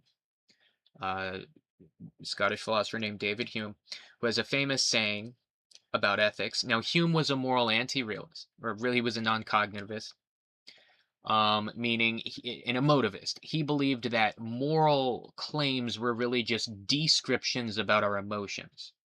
Now, first, let's parse out what's the difference between things like description and prescription. Well, a description is an is statement, right? This is this certain kind of a way. This is not this certain kind of way. Is and is not, those are descriptions. Prescriptions are ought or should statements. You should do this. You should not do that. You ought to do this. You ought not to do that. Those are prescriptions. Now, Hume believed that all moral claims were effectively just descriptions about our emotions, descriptive claims we make about how things make us feel, that we then dress up as prescriptive claims for almost like a rhetorical impact and nothing more. So, for example, if somebody says murder is wrong, you should not murder. People should not commit murder.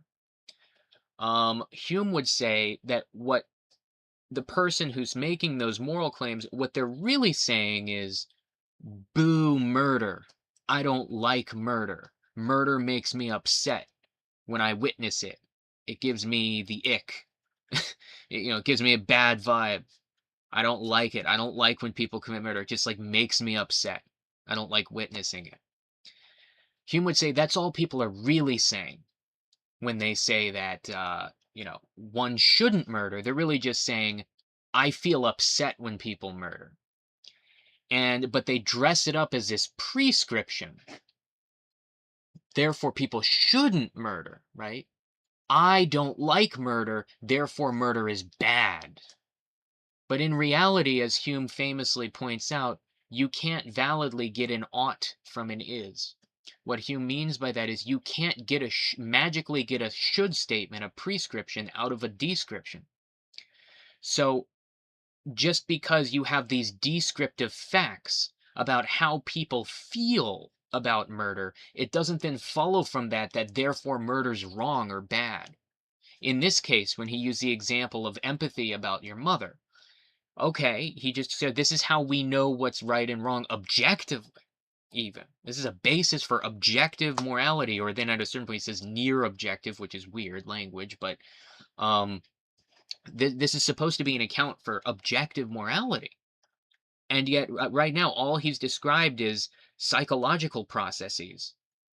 Well, I have a mother, and so I can empathize with how other people feel about their mothers based on my own experience with my mother. And, I would sure be upset and hurt if someone were to kill my mother. Therefore, I know, that other people would be upset and hurt if I were to kill their mother. Those are all descriptions. Those are all is statements. It is the fact that I love my mother. It is the fact that I can understand other people loving their mothers. It is the fact that somebody killing my mother would upset me. It is the fact that somebody killing someone else's mother would upset them.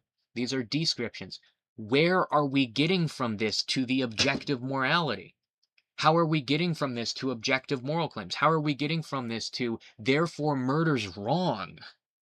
Therefore, I should not kill another man's mother because it will upset him and I can understand that it upsets him through empathy? Therefore what? It's wrong for me to do it? Why? It is the case that me killing this man's mother would upset him, and it is the case that I likewise would be upset if someone were to murder my mother. So what? Why does it follow from that therefore I should not kill this man's mother? Therefore murder is wrong. This is a non sequitur. You can't get an ought from an is. And we're going to see the Violi go on to do a lot of this throughout the video. Though there are different views on morality, different sources from which we derive our morals, such as religion, and different systems in place across the world that deal with morality in varying ways, you can find that the entire world more or less agrees that certain actions are objectively evil and that crimes should be punished, even if the way in which that evil is perceived and the way in which those crimes are punished are placed differently on the spectrum of morality and justice. Okay, this is really important. So now we've moved from the empathy to, and we're going to run into the exact same problem here of you can't get an ought from an is. He's now moving to social convention. Social convention means when a bunch of people get together and all agree upon something. And so he's moving on to the idea, and he is making he's pointing out something interesting, which is that, well, there are many different cultures across the world. The world has this many diverse set of different cultures. And there are many different religions and many different, belief systems and ideologies, many different culture groups and cultures and languages. And yet, nonetheless, across these many, many, many different cultures, there are certain behaviors that almost everybody agrees pretty universally are morally wrong. And there are other behaviors that they kind of tend to cross-culturally praise as virtuous behaviors. So what he's basically leading up to saying, it may be the case that different cultures have different beliefs about what food may or may not be kosher to eat, but when it comes to murder, all cultures regard murder as wrong. All cultures regard rape as wrong. These kinds of things, is what he's saying. And okay, again, I need to point out, he's supposed to be giving us, by his own admission, he's supposed to be giving us an account of objective morality, right? Objective of moral facts, of things being objectively right and wrong, objectively good and bad. How has he done that? By simply appealing to social convention. So what if everybody in the world all agreed morality, oh, excuse me, so what if everybody in the world all agreed that murder was wrong? How does it then follow from that therefore murder is wrong?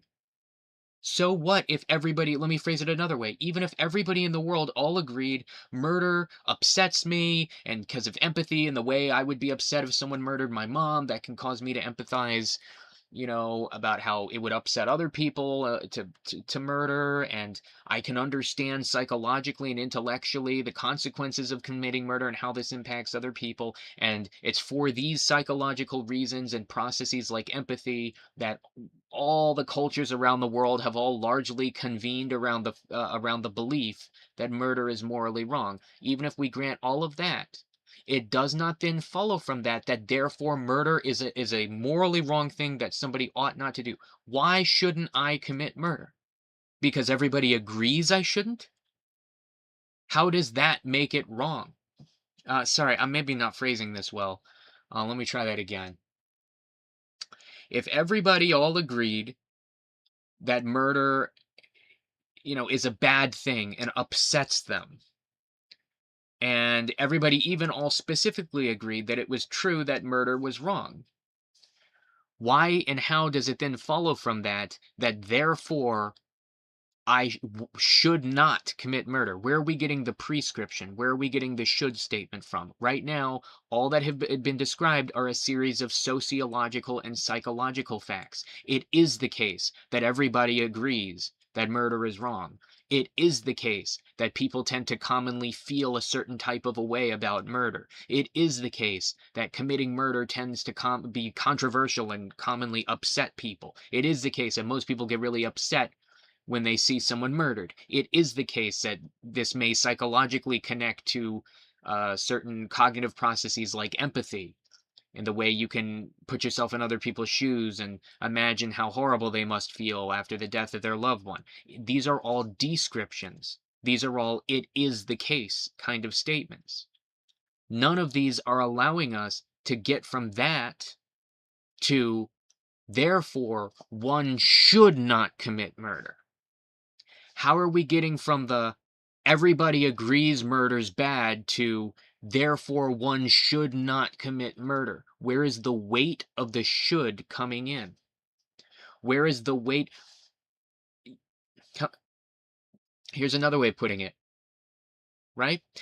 Here's another way of putting it. Here's another thing to consider. If everybody all agreed something was true, does that just in of itself make it true? If everybody all agreed the earth was flat, does that make it true the earth was flat? No, of course not. There are matters of fact about things, right? Objective standards relative to which things are evaluated to be true or false. Standards outside of the human mind. Standards outside of social convention. The vile eye wants to defend the idea that is also true for morality, that there are objective matters of fact making certain things morally right and certain things morally wrong. Yet he has not provided us an account of how something like murder is wrong actually is objectively true. All he's done is provide us an appeal to social convention. The fact that many people tend to commonly think murder's wrong and tend to commonly feel rather upset about the idea of murder. But again, he has not actually explained how we then get from that to therefore it is objectively, factually the case that murder is wrong, and objectively the case that categorically one ought not or one should not ever commit murder. That's the kind of crux of the issue at hand here. And this is what we're really running into already. And he's going to continue to he's basically confusing two things. He's confusing social convention, what people commonly think and believe about morality, with morality itself. Let's keep watching. This is true, whether you believe that morality is derived from the divine or not, as what really matters is the general consensus of the majority of people regarding their feelings towards actions both good and evil. That's precisely the problem. That is precisely not what really matters. And this whole, like, whether you believe in the divine or not is irrelevant. It doesn't matter. There are theistic moral realists, there are Christian moral realists, there are atheistic moral realists. There are people who don't believe in God who nonetheless believe in objective morality. They might hold to some kind of more of a classic Platonism or something like that. They might be deontologists. They might be utilitarian consequentialists. You know, that is, we talked about utilitarianism earlier. That is a common way of trying to come up with an objective system of morality in the absence of an appeal to like a divine authority. So I don't know why he's even bringing up. It's almost like just an irrelevant kind of point. Why he brings up the divine thing, but then he just says it now. All that really matters is everybody all agrees on these things. Everybody all agrees that we all get upset about murder, and we all therefore strongly prefer people don't commit murder, and we all therefore kind of largely agree murder is a bad thing to do. He just said it right now. That's as damning of a statement as you could make. That's all that matters. No, it's not all that matters, because that has nothing to do with what is in fact objectively true. The only reason sociological facts like that would be relevant in morality and ethics is if you were a moral anti-realist who didn't believe in objective moral facts and instead believed in some kind of a cultural relativism. There are some ethicists and philosophers who will defend a position like cultural relativism, where they will say there is no objective morality, and therefore the only thing that really determines what's right or wrong is what is within the cultural tradition to believe. So, you know, in America, you know, we cherish our dogs in America, and dogs are a valued pet, and it's considered very morally wrong to like hurt someone's dog, let alone kill it. In certain rural parts of China, it's considered perfectly morally permissible to kill and eat dogs and cook them up and eat them. And that's, I don't mean that as like a racist stereotype, it's just objectively the case. There are parts of China where dog is like regularly eaten. And so a cultural relativist would say there is no objective matter of fact here. It's not really objectively true or false that killing dogs is bad or killing dogs is good.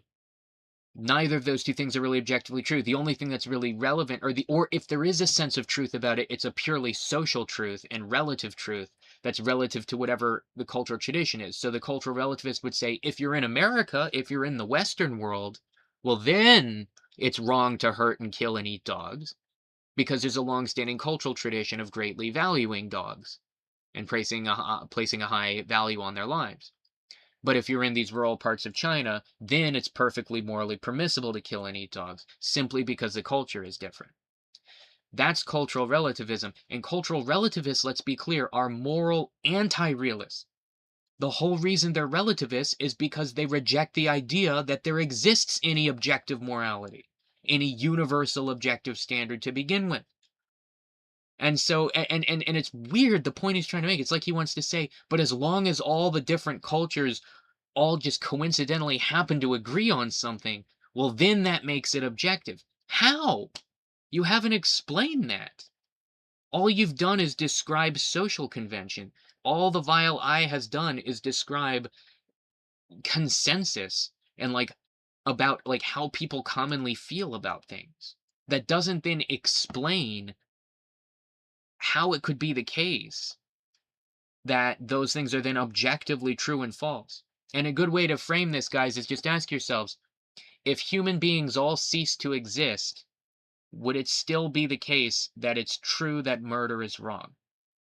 If there were no human beings around to think the question, is murder morally wrong, would the answer still be that it's true? Like, is murder is morally wrong like this universal truth? It sounds like the vile eye wants to say no. Like, it sounds like he just wants to basically be a cultural relativist and a moral anti-realist. But then if that's the case, why is he sitting here making a whole video talking about things like objective morality and how actually it's so obvious that moral realism is true, and it's so obvious that there are objective moral facts and anybody can figure them out. And let's talk about how. It's just frustrating for me as a philosopher to listen to this and recognize just how much this guy, and I say again, I say it like, I really respect the guy and I really like his videos. But you know, it's just so clear to me, like he clearly just, I don't know, he's just never taken an ethics class or something, and he's just kind of really confused, I think, about different concepts here. And it's very frustrating for me. All right, let's continue. Hispanic person doesn't want to see their loved ones murdered any more than an Asian person does. A Hindu and a Christian can agree that murder is abhorrent and needs to be punished without having to convert to the other's religion. They might handle it differently, but every governmental body on the planet can agree that murder is wrong. Yes, if you put 1,000 people in a room and ask them all if murder is wrong, and one person says no, it isn't, that means everyone doesn't agree that murder is wrong. And therefore, saying murder is wrong isn't technically objective, but what makes it essentially objective. Okay, he just gave himself away right there. So he just said if you put 1,000 people in a room and 999 of them all agree murder's morally wrong, but you get that one kind of edgelord guy who says, nah, I don't think it is wrong, that means it's not truly objective. And this harkens back to, remember when he used the phrase near objective morality earlier? But why he just gave himself away, and what's so damning about that, is that just goes to prove that this whole time when he's been saying objective morality, what he's really meant by the word objective is universally agreed upon. He's just using the terms interchangeably. Just now, he said as long as there's even one person who disagrees, it's not fully objective. It's near objective, but not fully. Objective essentially just means 100% of everybody agrees on it. But social consensus does not equal truth. There, according to some studies, as many as 5 to 10% of the population says they either don't know, says that they either don't believe. Okay, 5 to 10% of the population says that they either believe the Earth is flat or they're not sure, and like don't know and need to think about it more. So that means, in other words, according to some studies, as much as like up to 10% of the population does not actively believe it is true that the Earth is a globe. Okay, or it is true that the Earth is round. Does the fact that a minority of people disagrees with the claim, does that make the Earth is round somehow cease to be an objective fact? Does that mean it's only now near objective? It's mostly objective, but not fully now because not 100% of people agree that the Earth is round? No, the Earth is round is 100% objectively true, regardless of how many people agree that it is. I don't know why this is so hard to understand for this guy as he's applying it to morality, because something tells me if we were talking about any other subject, he probably would be on board with what I'm saying. He would say, well, yeah, of course. 2 + 2 = 4. Even if some edgelord out there wants to say, no, I can think up some radical, like, alternative system of math, and I've decided 2 + 2 doesn't equal, that doesn't make 2 + 2 = 4 any less objectively true. It is just universally 100% true that 2 + 2, it is universally 100% true that the Earth is round, regardless of whatever growing number of a minority of people out there want to continue to question that or not believe in that. Social consensus does not equal objectivity, and it certainly does not equal truth. And he just did it again. As long as one person disagrees, now it's no longer fully objective, it's near objective. It's just very frustrating for me as a philosopher. I'm sorry to get worked up over this. is asking yourself one simple question. If 0.001% Oh of the my God. population actually truly believes that murder isn't still wrong, fixated do on I the really social care consensus. what they think? I imagine the answer to that question is no. Therefore, we can use examples of objective morality to better evaluate whether or not something that could be considered to be a branch of that moral dilemma is closer to being objectively evil or subjectively evil. So with that in mind, are Light's actions closer to being objective? Okay, what the fuck? Now he's really going off board. Like, he's just really getting in a weird direction now. Now he's really getting weird with it. So whether it's objectively evil or subject, I need to actually listen to Or what he just said. subjectively, we can use examples of objective morality to better evaluate whether or not something that could be considered to be a branch of that moral dilemma is closer to being objectively evil or subjectively evil. What So with that is in the mind, difference? are Light's actions closer to being objectively evil or subjectively evil? What is With the all- difference? What is the difference? What is the difference? You need to define. I hope he goes All on that to we've define. discussed about the implications of his plans so far, I believe that his actions are closer to being objectively wrong. However, Okay. So he is confirming what I've been accusing him of this whole time, which is he is attempting to argue there is objective morality. Things can be objectively wrong. Yet, as we've heard, he's not given an account of that at all.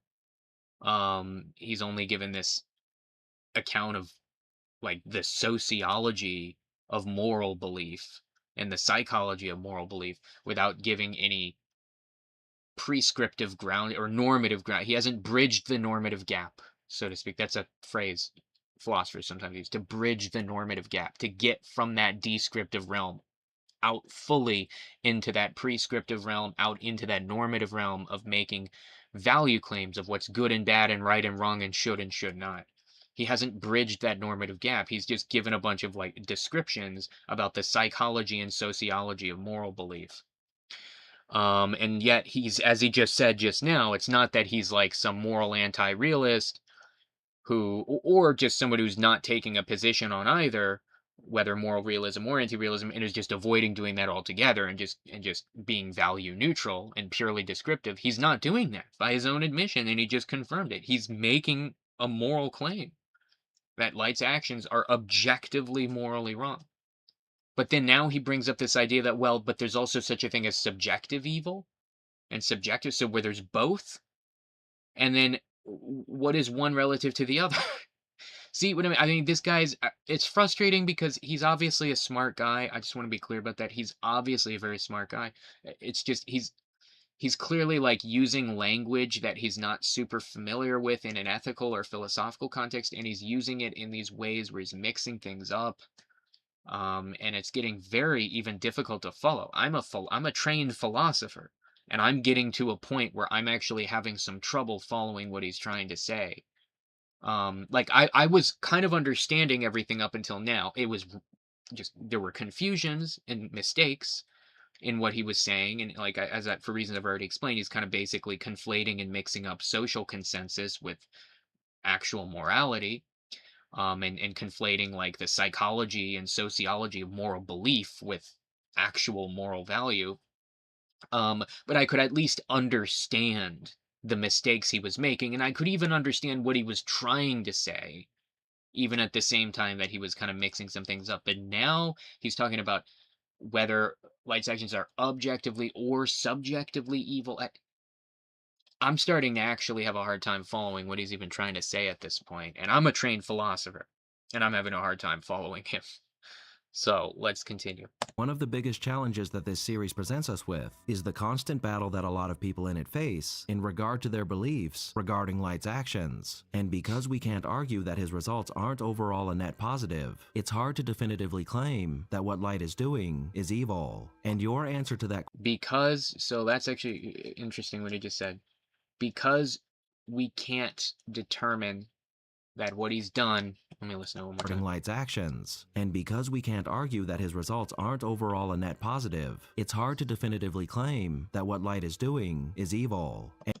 Because we can't argue that Light's actions are not a net positive, it's hard to claim that what he's doing is definitively evil. Well, not if you're not a consequentialist. So this goes back to this circles back to our earlier conversation about that.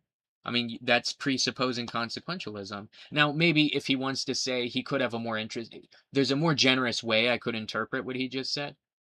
I could interpret what he just said more generously and interpret it as him saying, especially in the Anglosphere, especially in the English speaking world, people tend to commonly have and bring certain consequentialist assumptions to the table when they engage in moral judgments. And so the fact that there do seem to be some consequential net benefits to what Light's doing can kind of confound or make seem more morally ambiguous his actions, given that people, especially in the English speaking world, tend to, again, place a pretty big emphasis on on consequential value due to the impact and prominence of consequentialism in the English speaking world, in the analytic tradition, for example.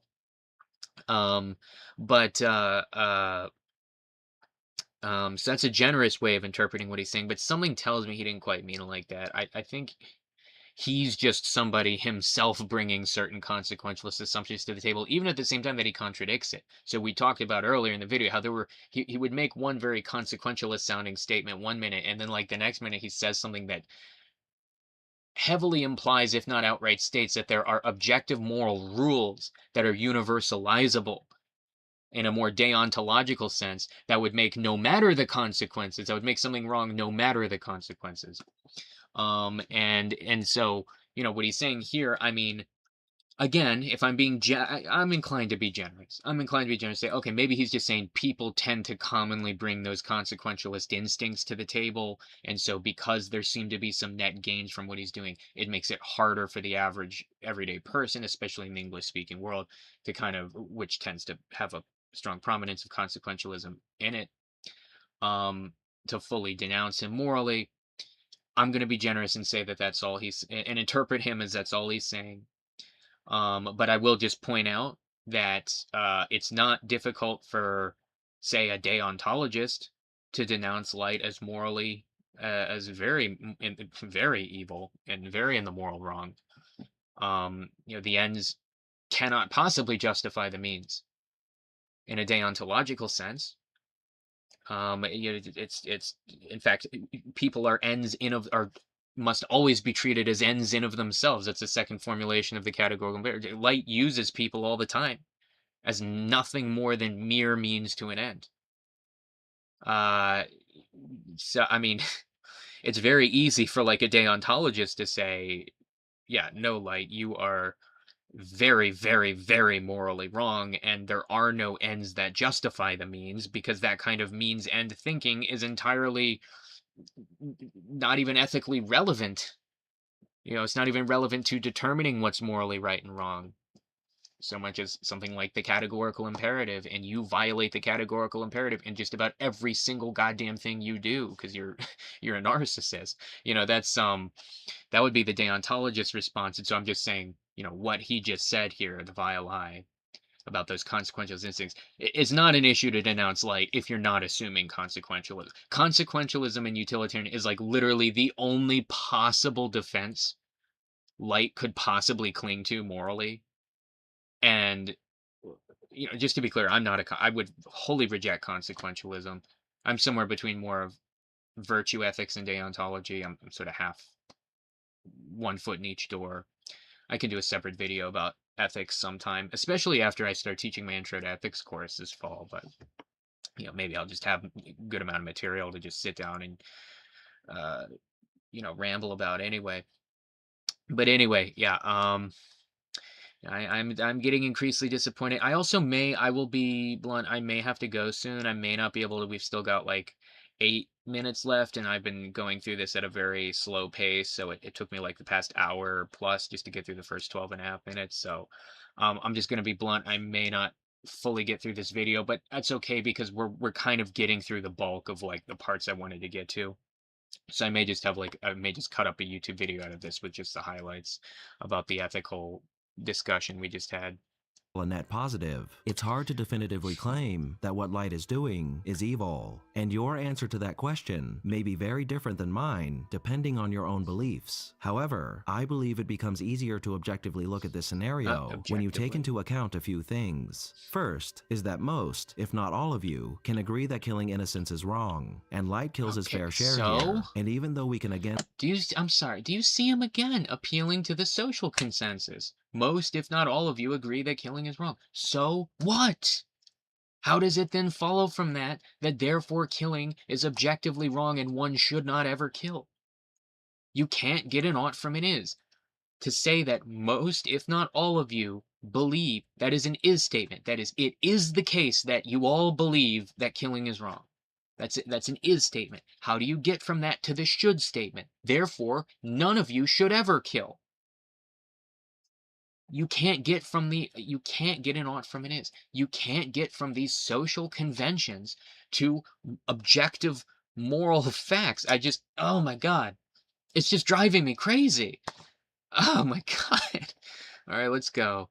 And circle back to the whole ends justify the means argument. I'm never a fan of murdering innocents for any reason, and hopefully you aren't either. Yeah, now, I'd like to clarify that there's a big difference between murdering innocents and killing innocent people due to some sort of unfortunate circumstance. For example, if 10 people were drowning right in front of you, and the only way you could save 9 of them was to drown one of them, that's an entirely different situation and moral dilemma that warrants its own separate discussion. What I'm proposing is an entirely different situation, some sort of unfortunate circumstance. For example, if 10 people were drowning right in front of you, and the only way you could save 9 of them was to drown one of them, that's an entirely different situation and moral dilemma that warrants its own separate discussion. Okay, granted, but he just phrased that so weirdly. Like, what did he say? And hopefully you aren't either. Now, I'd like to clarify that there's a big difference between murdering innocents and killing innocent people due to some sort of unfortunate circumstance. Okay, murdering innocents and killing innocent people due to some unfortunate circumstance. Again, he's phrasing things in weird ways.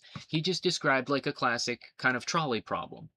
You know, either 10 people are drowning, either you don't do anything, in which case all 10 of them drown, or you intervene in a way that's able to save 9 of them, but only at the expense of killing the 10th one or something. That's like a classic trolley problem. Yes, obviously that's a different scenario than just like cold-blooded intentionally murdering somebody, obviously. But I don't know why he has to frame it that way. How did he frame it? Due to some tragic circumstance. Well, okay, so by tragic circumstance, he makes it sound like an accident, right? But the whole point, so there's a famous moral principle that originates, well, not originates with, but Immanuel Kant probably put it best. You can't, ought implies can. Ought implies can. Should implies can.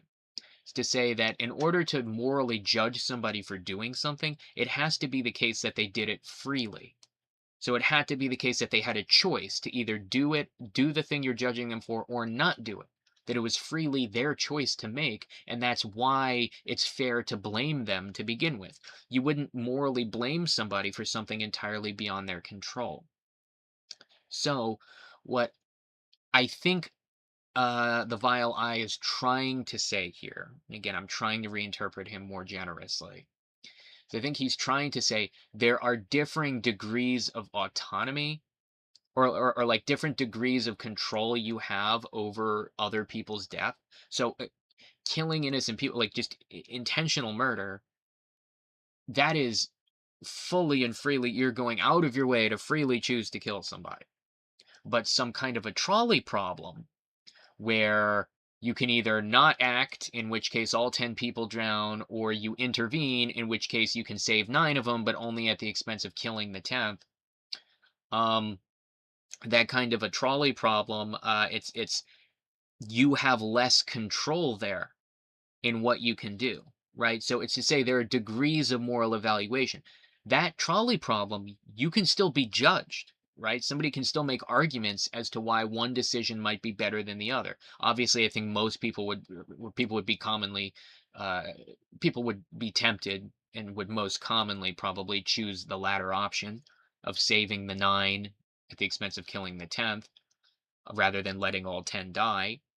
However, there are some people who might make the other argument, who might take the other position. And there are arguments like this in ethics where they might take the position that, well, even if only one person dies in the second option, that because that second option is a result of your direct intervention, therefore you're more responsible for that 10th person's death. Like, you're actually morally responsible for killing that 10th person. Whereas in the first option, it may be the case that all 10 people die. They're all dying due to, this circumstance that's entirely beyond your control. Like, you didn't do anything to cause those 10 people's death or cause a scenario that is leading to those 10 people's death. And so, some people might argue, therefore, if all those 10 people die, they die, but without the blood being on your hands. But if you intervene in order to save the 9 people, but at the expense of killing the 10th, even though now only one person died, you have the blood of that 10th person now directly on your hands, and you're more directly responsible for it. So some people might take that position that actually the more moral decision is to do nothing. However, somebody might counter and say, well, inaction is every bit as morally blameworthy, praiseworthy, or blameworthy as action. And so the fact that you could have saved 9 of them, even at the expense of killing the 10th, and yet you chose not to, that would still put the blood of those 10 people on your hands, even through your inaction, right? So again, I kind of disagree with what he's saying, that because it's almost like he's attempting to imply that in that trolley problem, it's like none of this is really on you. None of it's really your fault. If we're being more generous, we say there's an obvious difference between that trolley problem and like intentional murder. Yes, obviously. But I wouldn't say that that means in that kind of trolley problem scenario he came up with, I wouldn't say that that means that you're just exempt from moral appraisal.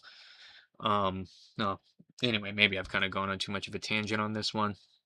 May have to go in a little bit here soon, guys. I don't know if we can finish this video. Was to drown one of them. That's an entirely different situation and moral dilemma that warrants its own separate discussion. What I'm proposing to you here is that deliberately killing innocent people for the supposed greater good is more often than not the wrong thing to do, and could even be considered to be objectively evil. Oh. As even if some good is achieved by killing innocent people, who's to say that it's going to continue, and that you'll be able to achieve your goals by doing so? As we can see with how the world was shaping up under Light, it's more than likely that your supposed greater good was only a pipe dream that, if it could even become a reality, would take an enormous amount of control over people's lives. So notice he's still yet to explain like what he means by objectively evil versus at one point he was bringing up subjectively evil, just kind of confusing terminology to use like that. He's still not explained what he means by any of that, and he's still yet to give an account of objective morality, and therefore kind of account for what he means by objectively evil at all in any sense, let alone then what that means contrasted with subjectively evil, and how we're like now making this decision as to whether Light is subjectively versus objectively evil, which it would depend on what you believe about ethics. It's not really this like, he makes it sound like it's this sort of either or, like, well, it could be the case that Light's only subjectively evil, or it could be he's objectively, it's like he could be either. Well, no, either morality is objective and moral realism is true, or it's not. In which case, either, if the former, then Light is objectively evil. But if moral realism is not true, if it's all just social convention, well, then he's merely subjectively evil. But he wants to be able to say it's both social convention and objective morality at the same time. I just can't get over this guy. I'm about to probably end this video because I'm not sure he's actually going to go on to explain anything. He really just said. I think he's just moving past it now, but we'll see. Lives to get to that point. Never mind whether or not murdering innocents produced the results you wanted. Think about whether or not you'd be okay with dying for the sake of some grand cause, because someone else told you that it would make the world a better place. Unless it was some divine command coming directly from a god right in front of your eyes, I doubt you'd sign up for that. It's easy to say that scores of innocent deaths are okay, in service to a greater purpose, when you aren't one of those innocents. Yeah, it's easy to that's say true. the ends justify the means, when you aren't a part of the means. means. True. But those people are still people, and they have thoughts and feelings just like you do. So True. condemning them to death for your own idea of what the greater good is about as fair as if they were going to do the same thing to you. Just like I wouldn't appreciate you killing my loved ones, and you wouldn't appreciate me doing the same to yours. So again, you could still have a different view of this notion than I do, but this is one of the primary reasons why I feel that I can safely say that what Light is doing is wrong. But let's Why? take it a step further and compare what Light... Why? It hopefully I'm starting to feel like a broken record here. This is why I actually won't feel bad about ending this video early, because he just keeps making the same mistake over and over. Why do you feel confident to say he's wrong? All you did, again, and I don't disagree with any of his claims. By the way, he's talking about empathy. He's talking about, oh, it's easy to rationalize something as, the ends justify the means, when when you're not one of the casualties involved, and it's not so easy to go with that thinking when you are. Oh, it's easy to go with certain things when they don't affect you personally. It's not so easy when they are. And empathy, and how I know how other people must, feel, and it's unfair for me to treat someone this way when they treat me like, I don't disagree with any of these things. It's just, how are we getting from that to therefore Light is objectively morally wrong?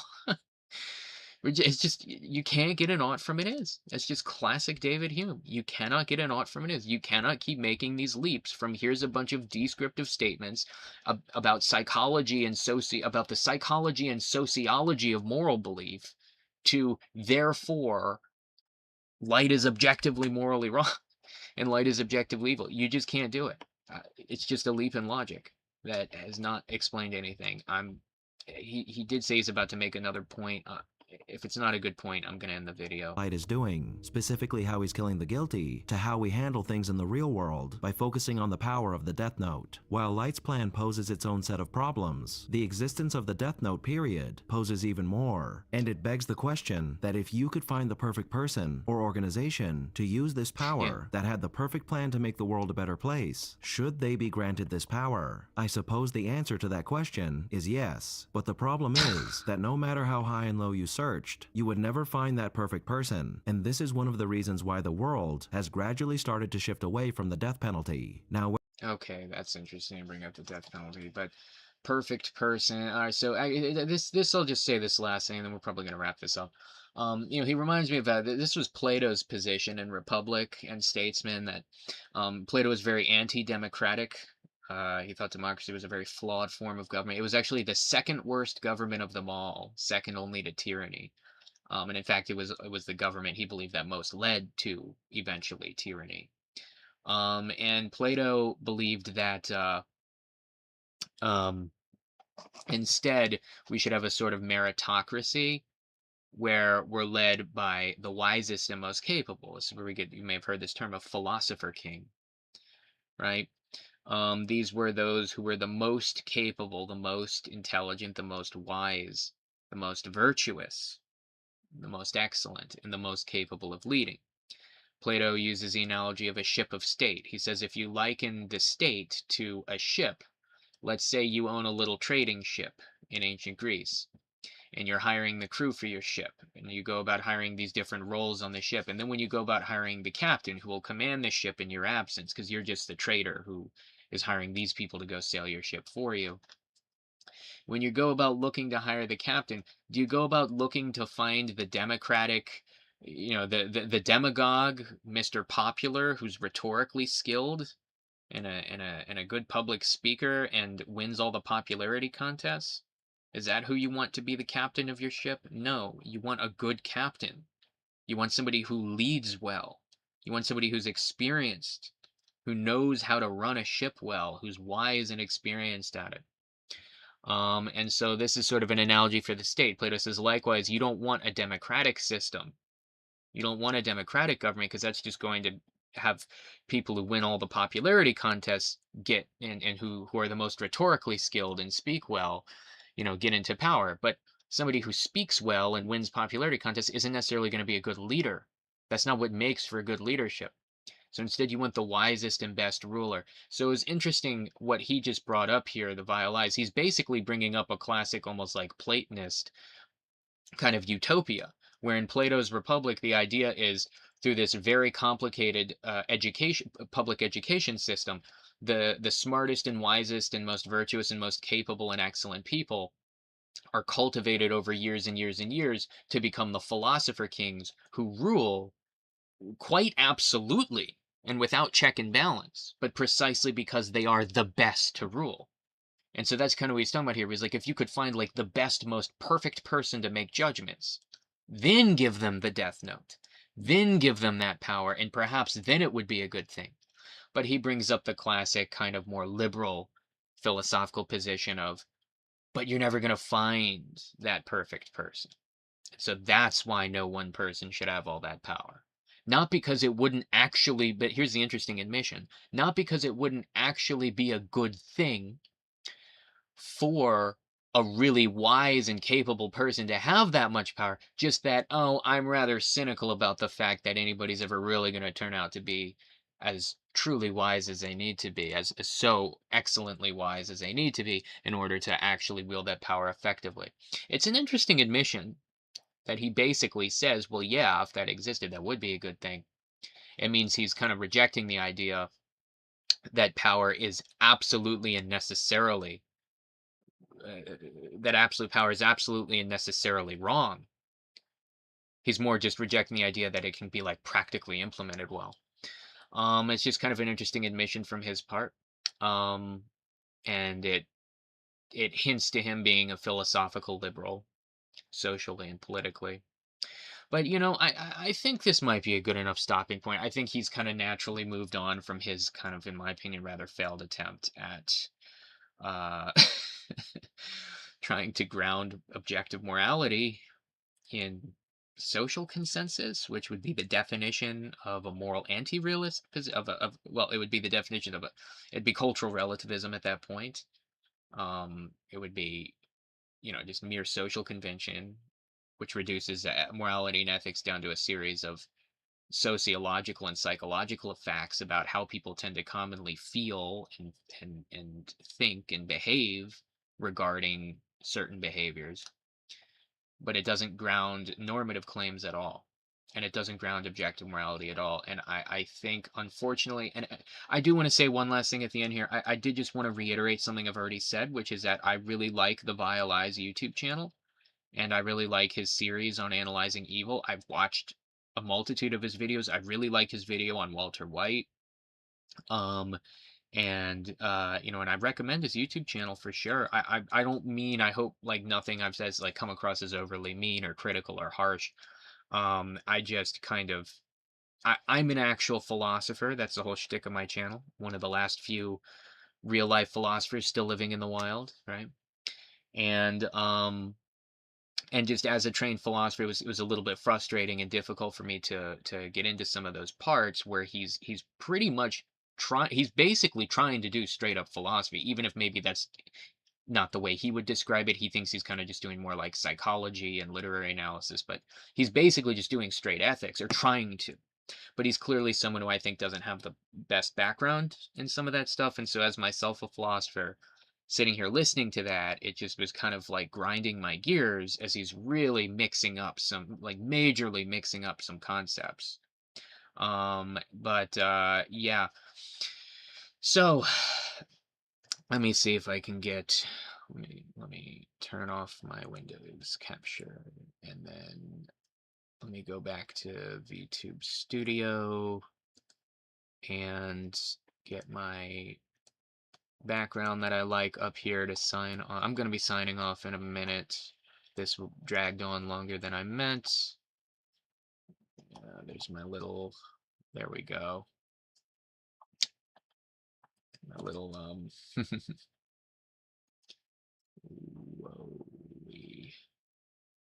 oh, that's why the YouTube video was kind of cut off for a bit at one point there. Oh, well, screw it. Oh, well, guys. It's a work in progress. But look, so like I said, this is an experimental stream where I was mainly looking to get footage and audio to then edit up into some of my first YouTube videos and maybe TikTok videos as well. Um, there was part much earlier in the stream where I was reading off this a pre-written script for a video I plan to do on what is philosophy. And then I didn't intend to wait to end up spending so much time on it, but I just spent a long time there reacting to this YouTube video from the Vile Eye analyzing evil Light Yagami. That one I'm gonna definitely have to cut down heavily to make a video out of that. I'll maybe just have like a super cut, like highlight reel of my reactions, probably mainly focusing around that part in the middle about explaining why social consensus does not equal truth, and everybody agreeing upon certain facts about the way people commonly think about murder does not equate to therefore people murder is like objectively wrong. um I'll probably just cut out highlights from that stuff, and then when I read off my script for my other video, I had a lot of pauses and different takes and stuff because that one's supposed to be more polished. Can edit all that out. But yeah, so this is for anybody who actually happens to listen to this live stream at some point. I don't know if you ever will, but obviously this was all done very rough and just done more for the purpose of gathering clips and stuff to edit together into videos later. Um, for now, I probably have to call it a night. But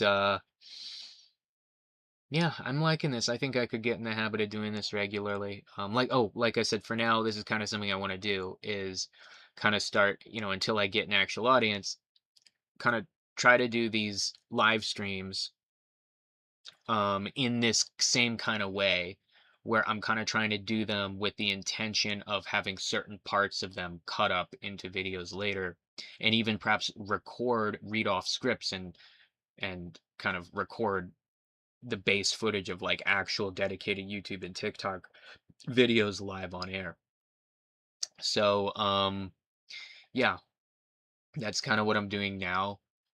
And I will try to do that. I'll keep up with that. I'd like to keep doing this regularly, even without an audience yet, a live audience yet. I just kind of enjoyed being able to put all the content I want to put out in like more edited videos down all in like one sitting off the cuff like that. Although I did read one scripted thing out earlier, but still having it down all in one sitting. I think I'm gonna do this more frequently, and it's like 2 in the morning now, so I should probably save the editing and stuff for tomorrow. But hopefully within the next day or two, I'll have these I'll have my first couple YouTube videos and stuff out there, maybe clips, and we'll also kind of try to keep up with doing this stuff.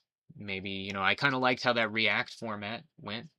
I might kind of try sticking with that in the meantime. I find it to be an easy way to cut up like easy content, right? That's why people do it. Might do some more commentary style stuff too soon. But yeah, that's my next goal, is try to keep up these kinds of streams while